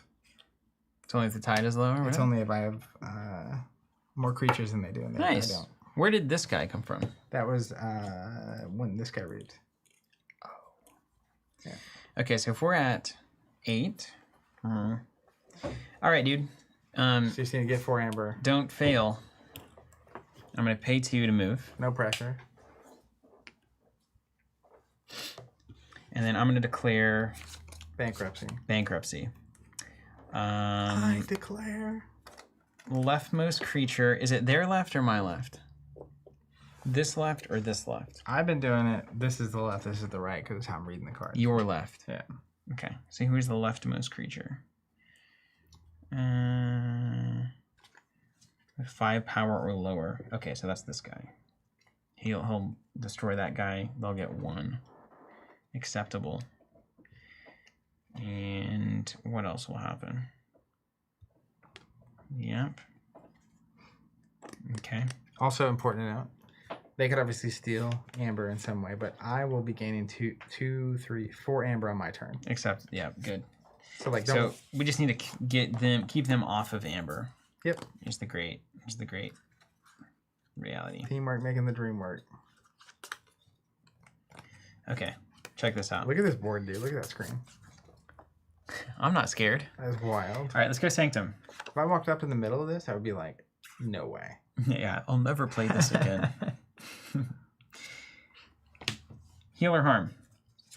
I'm going to fully heal a creature and gain 1. Oh, yeah.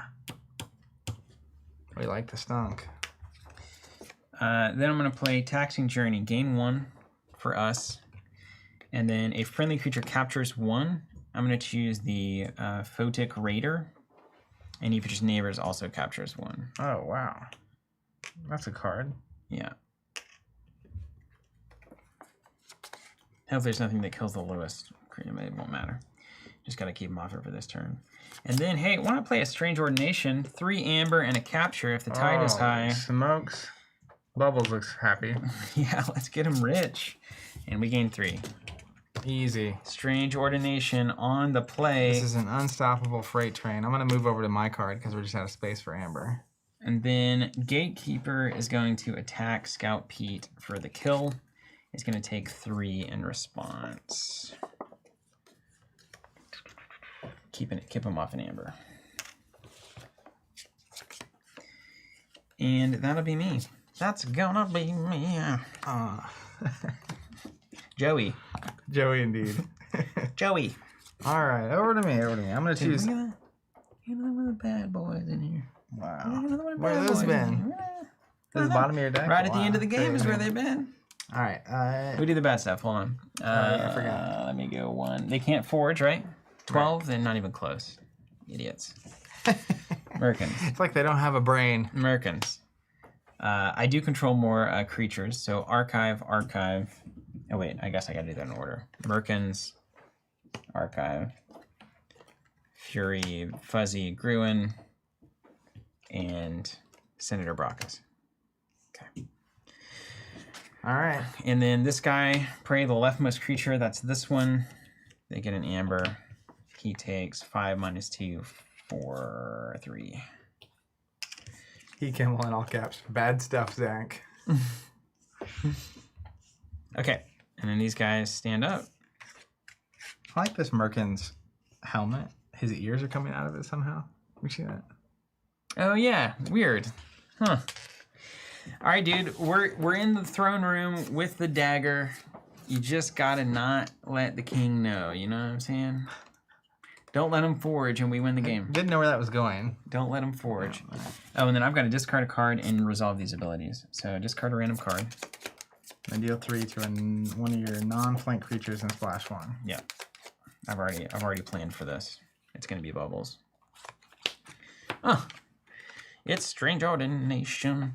3 here. Mm-hmm. 1 here, 1 here. Yeah. I've already planned for this, dude. Okay. All right. Over to me. Let's go Untamed. We'll reap twice. Oh, we're out of amber. Let's go with this fancy ones. Mm-hmm. The Dunking Amber. Yeah, the way more than we need amber. Then I'm going to play Myliob, triggering Chelonia, so we'll gain an amber. Then we're going to play a Moo Queen. Their keys cost +2. Gain an amber. Then we'll go to the end of my phase, so we're ready and draw. Dumb game. We've Then we'll beat shuffle. it. Who's laughing now? Designers? I mean, maybe. A bad card could just ruin our day. Maybe it could. I don't know. I think we've seen everything like 2 or 3 times. I mean, Archive. Let's get a Merkins. it archives Scout. that card Oh, nice. because you got more, yeah. Deep Prophecy. Archive X Adventure cards where X is my current depth. And then they gain an amber. Deal 2 to each of my team's creatures at your location, or your team loses 4. Kill them all, man. Doesn't matter. If this thing goes away, then they can forge. Can they? Maybe if they gain 2 more amber. 3, 4, 5, But we 6, 7, have 8, plenty 10. of amber. True, yeah, we have tons of amber. We can lose 4. Yeah, we can pay the troll toll on that one. Yeah, whatever effect comes in my last card, though, we have to bear. Yeah. Final card. Final card. Dr. Escaturn. Great. Play. Your team loses amber equal to the depth of your location. Exactsies. Woo! Hot dang. What are the odds? Man, if you had gone to 11 there, we would have been in trouble. Yeah. Brackus reaps, exalts himself, and my least powerful for the gain amber. He exalts. Look at that, though. So it was at 10. Brackus actually had them forging at 11 previously Yeah. at the start of their turn. So they were close. Mm-hmm. I mean, they need +6 because of my cards. Right. Oh yeah, the cards. But that's why I didn't want to lose anybody. Reap, get an amber, archive a card. Fight, the lowest power, I have elusive. Fight, the highest power, has skirmish, so it comes here, does 2 damage. And then that triggers 3 to one of my non-flint creatures and splash to its neighbor. So with 3 on my Oh yeah. Mylium, 1 here, and then that's the end of my turn. Start of my turn. The Vault Binder is Dunkarood, man. Hey, that was a journey. That was a true Act 1, Act 2, Act 3 situation. Yeah, it was, the scale up was nice in a weird way. Obviously those cards being based on what depth you're at is clever. Yeah. Because the closer you get to the end game, the harder the cards are going to hit you. And I can definitely, you can feel, there's some things you would still, like in this case, I felt like with the first scenario, the cards you value in your deck are actually very different than competitive. Mm-hmm. This is actually very similar because you need to generate a lot of amber. Yeah. And then I think board clears are also important here. Very much. Like, Yeah. you got to be able to play on the board in some way. This works really well. Yeah, I don't have any issues with this at all. La Arcante del Cragilio. Ladies and gentlemen, good evening. Yeah, great. You Welcome made it. to the stream. Just Just in time yeah. to witness our glorious victory. Wow. That's something. KeyForge PvE. That actually worked really well. Yeah, this felt a lot like those Arkham scenarios where I'm not quite sure if we're going to make it. Yeah. And every little move maybe matters. It was extremely Arkham. Yeah. That whole thing was extremely Arkham, wasn't it? Legends DM saying, is this a cooperative version? It is. They released a couple adventures. They're about to release, actually. And then they're planning on continuing to do that for KeyForge. That was great fun. It's the kind of thing where, like, I would play 1v1 a couple of times, do a co-op scenario together, play 1v1 a couple of times, go home. Yeah. That seems like a great evening. You know? Yeah, for sure. This was nice. Zoom it out. I think the next time we get an adventure on the table, Mm-hmm. we should play with like the weakest sass and then again with the strongest sass. We should Just bring to in some see. weird sass decks. I'll get the bottom of the barrel decks that I have left. I got some sass. Let's take saying Arkham does this pretty often. Yeah, I don't know how do they do that? What is their algorithm up to? They have to have some kind of internal mechanism to create the right amount of difficulty because it seems to work out mostly all the time with Arkham. You never feel like you get a free win in that game. No. And this didn't feel free either. I felt like we were about to get dunked on and then we counter dunked. I felt pretty good early. Mm-hmm. And then all of a sudden I felt very bad. I had a bad hand. That's pretty classic Arkham too. And the bad hand meant I couldn't clear. And in these terms, it means I can't clear my hand. Yeah. And then that's also when I had to have chains. So like all of a sudden I had a bad hand that couldn't clear very many cards. And I was only drawing a couple of turns. Oh yeah. There are some cards in here that it's funny, like some of them get better, like Bubbles. There were so many times I didn't want to play Bubbles at all because the last thing I wanted to do was like give them a play effect again or remove something from the board that, you know, there was other things that I had priorities on. I feel like this is a lot more valuable usually in 1v1 where your opponent's constantly playing creatures out. There was a few turns where they just kept slinging action cards at me. Yeah, I had all the creatures. And I had all these do creature stuff cards and I was like, well, I Yeah. can't do anything with this. So you start to see like the subtle differences of when like Secret Needle got me no value that game, really. Trickle Down Theory in this scenario, incredible card. Yeah. It's always going to be one every turn. But if we didn't care about Amber, it would be... Yeah, I mean Four. like when in a normal game of KeyForge, does your opponent have 6 or more often? It's like once or twice, maybe. Yeah. But this would be like you could trigger this 8-9 times if you stabilize. I mean, it's interesting because in Shadows, they're going to get to 6 to try to forge a key unless they have instant key forging abilities. Mm-hmm. So they will get to 6 some amount of the times, but there's a lot of times where that's just dead. Yeah, totally. This could be on a lot. Mm-hmm. Yeah, like the whole time it's just sitting there on like 8 and it can't go anywhere. Yeah. It's like, yeah, let's control it. We gained control of it right at the end. It was really cool. Yeah. Yeah, so Adventures, PvE, I think it works great. I mean, it's just kind of a short putt for a lot of games to do something like this, isn't it? Yeah. You can play this solo. You can play this like we just did with 2-player. You know, I could totally see setting this up. It's part of solo gaming is just the tactile sensation of having this in front of you, taking some time out, and then setting up the board. And then you just like get it all laid out and it looks nice, and then you're like, okay, let's play it. I like the map, the way it looks, and it was like the boat and the underwater and the deep, and I would spread it out a lot locations. more. Yeah. These were cool too. Just those coming along. I think for KeyForge is the perfect addition to add this. Like it's the kind of thing that it kind of boggles my mind that it wasn't there from the start. Yeah.